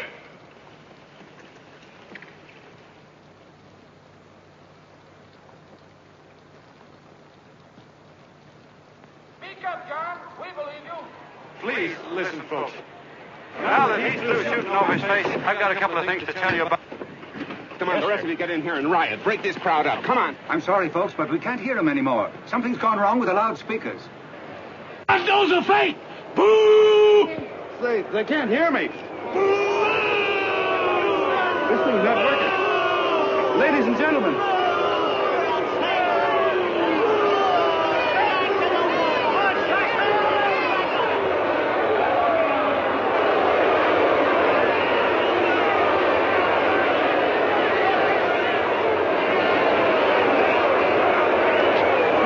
This thing's bigger than whether I'm a fake. Look, Kirk, you believe me, don't you? Sure. I believe you. Walking my legs off thinking up 5,000 signatures for a phony. Well, there you are, Mr. Doe. 5,000 names asking you not to jump off any roof. It makes no difference, Bert. The idea's still good. We don't have to give up our club. Yeah, well, you can have it. They're starting to throw things. Somebody's going to get hurt. I'm afraid it'll be John Doe. Listen to that mob. I'm gonna go to him. All right, lady. Hey, what's your order? Let me go. I want to go to him. Oh, please. Please let me go. They're crucifying him. I can help him. Sorry, sister. We got orders to hold. Orders from who? Can't you see it's a framer? Oh, mother, they won't let me go. They won't let me go. Listen, folks. You gotta listen to me, everybody. Back to the jungle, you hobo. Just another racket. Stick to your clubs. We've been fed baloney so long, we're getting used to it.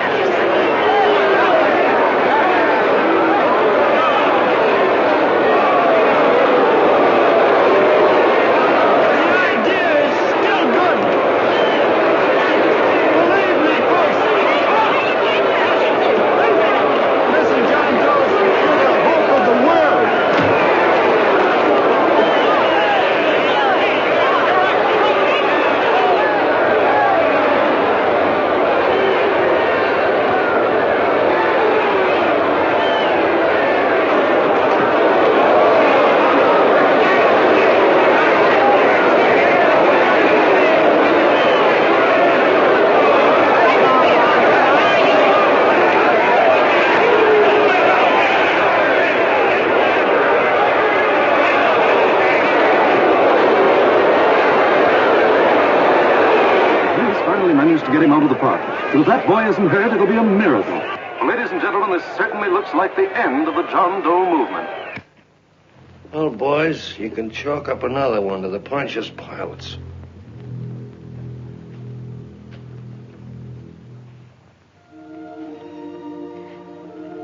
should have been there. I could have helped him. He was so all alone. A lot of us are going to be mighty ashamed of ourselves after tonight. We certainly didn't give that man much of a chance.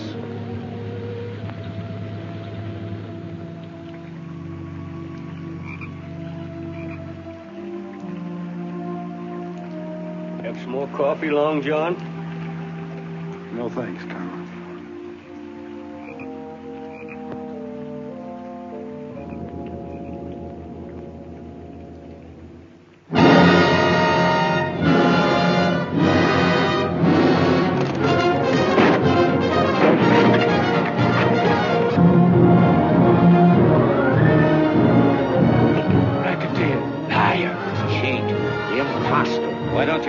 Christmas Eve at midnight.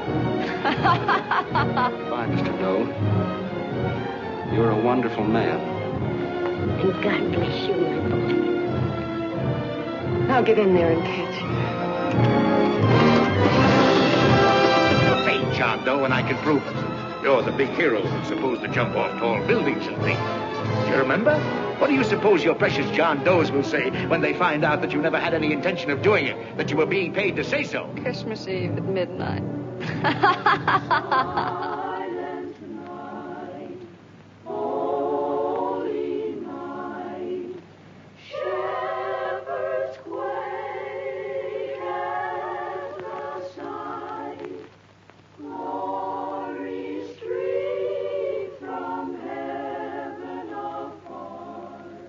Merry Christmas, son.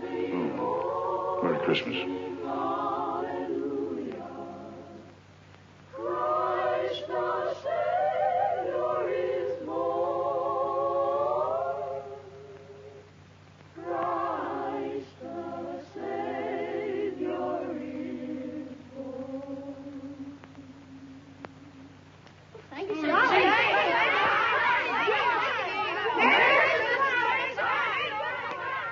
Who? John Doe. Is that screwball still around? Dame's been calling all day. Sure, I know. Yeah, at midnight, huh? Okay, lady. We'll have the place surrounded with nets. They're laughing at me.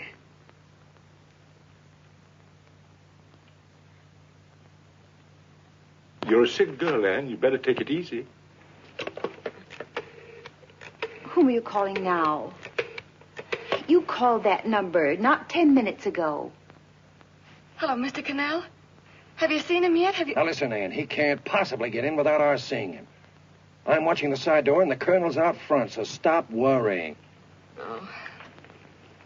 Thank you.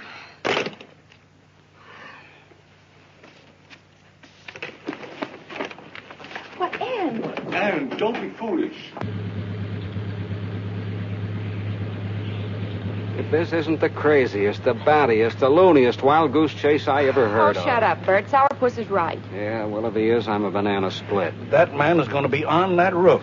Don't ask me how I know. I just know, and you know it as well as I do. Sure. I'd like to believe in fairy tales, but a guy that's a fake isn't going to jump off any roof. I don't think he was any fake, not with that face.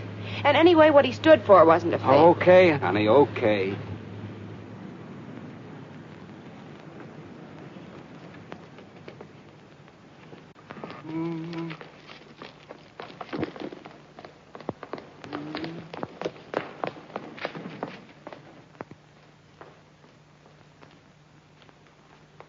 Elevators ain't running.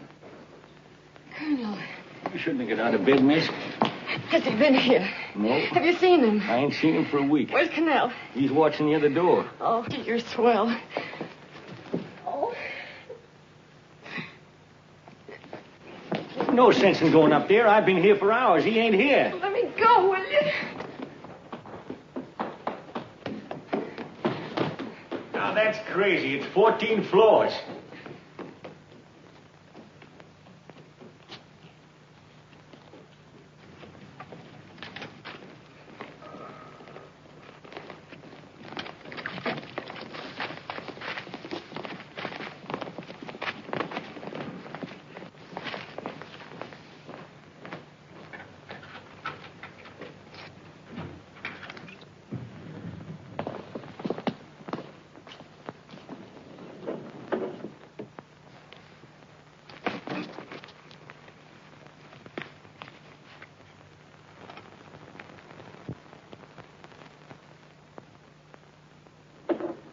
far as the elevator goes. We got to walk up to the tower.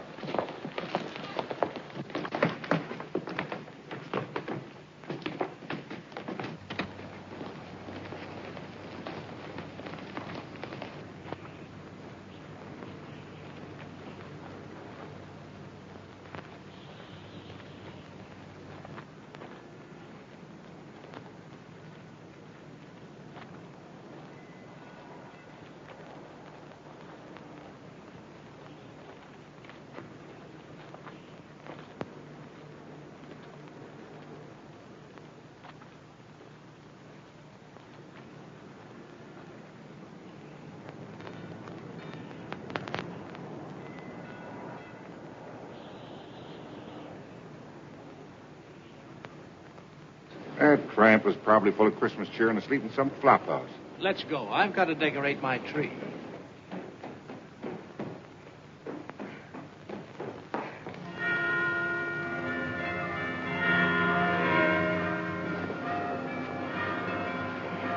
Well, I give up. I don't know what gave us the idea that we'd attempt anything like this. I guess you're right. I'm afraid the joke's on us. Let's go. Well, I hope nobody finds out we've been here.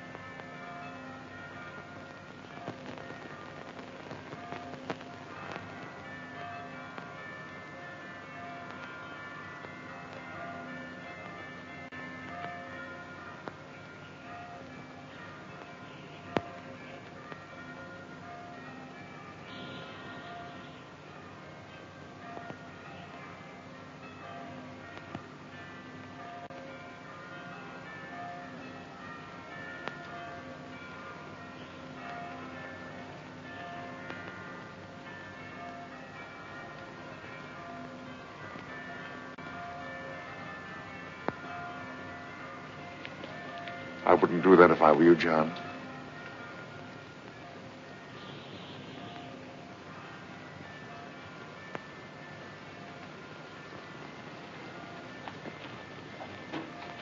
It'll do you no good. The mayor has policemen downstairs with instructions to remove all marks of identification you may have on your person. You will be buried in Potter's Field, and you will have accomplished nothing.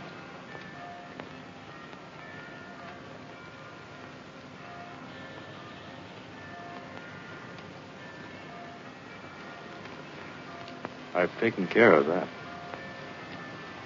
I've already mailed a copy of this letter to Mr. Cannell. John, why don't you forget this foolishness? Stop right where you are, Mr. Norton, if you don't want to go overboard with me.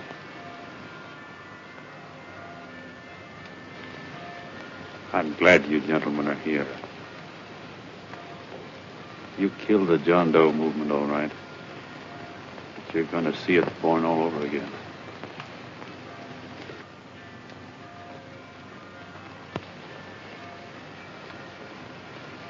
Now, take a good look, Mr. Norton. John! John! Oh, John, no, I won't let you unlock it, darling. Oh, please. Please don't give up. We'll start all over again. Just you and I. It isn't too late. The John Doe movement isn't dead yet. You see, John, it isn't dead or they wouldn't be here. It's alive in them. They kept it alive by being afraid of. That's why they came up here. Oh, darling. Sure, it should have been killed. It was dishonest. But we can start clean now. Just you and I. It'll grow, John, and it'll grow big because it'll be honest this time. Oh, John, if it's worth dying for, it's worth living for.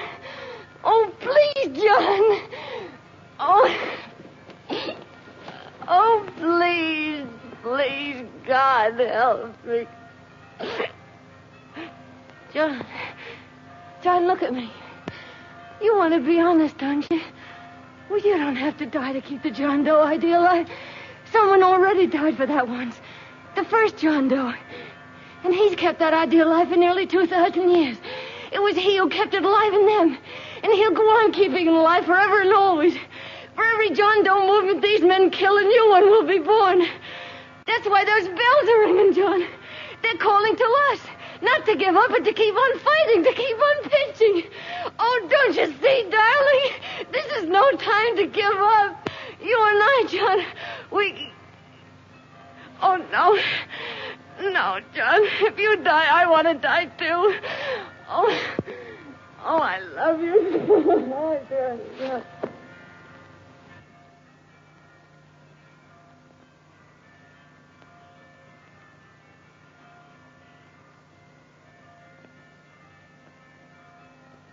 Mr. Doe, you don't have to. We're with you, Mr. Doe. We just lost our heads and acted like a mob. What Bert's trying to say is that we need you, Mr. Doe. There were a lot of us that didn't believe what that man said. We were going to start up our John Doe Club again, whether we saw you or not. Weren't we, Bert? And there were a lot of others that were going to do the same thing.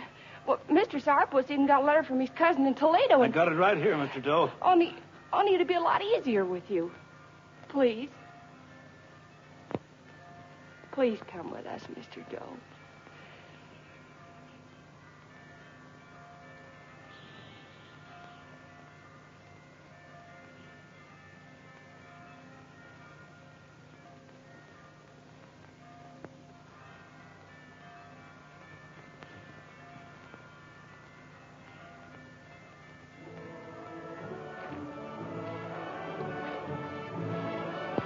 Long John.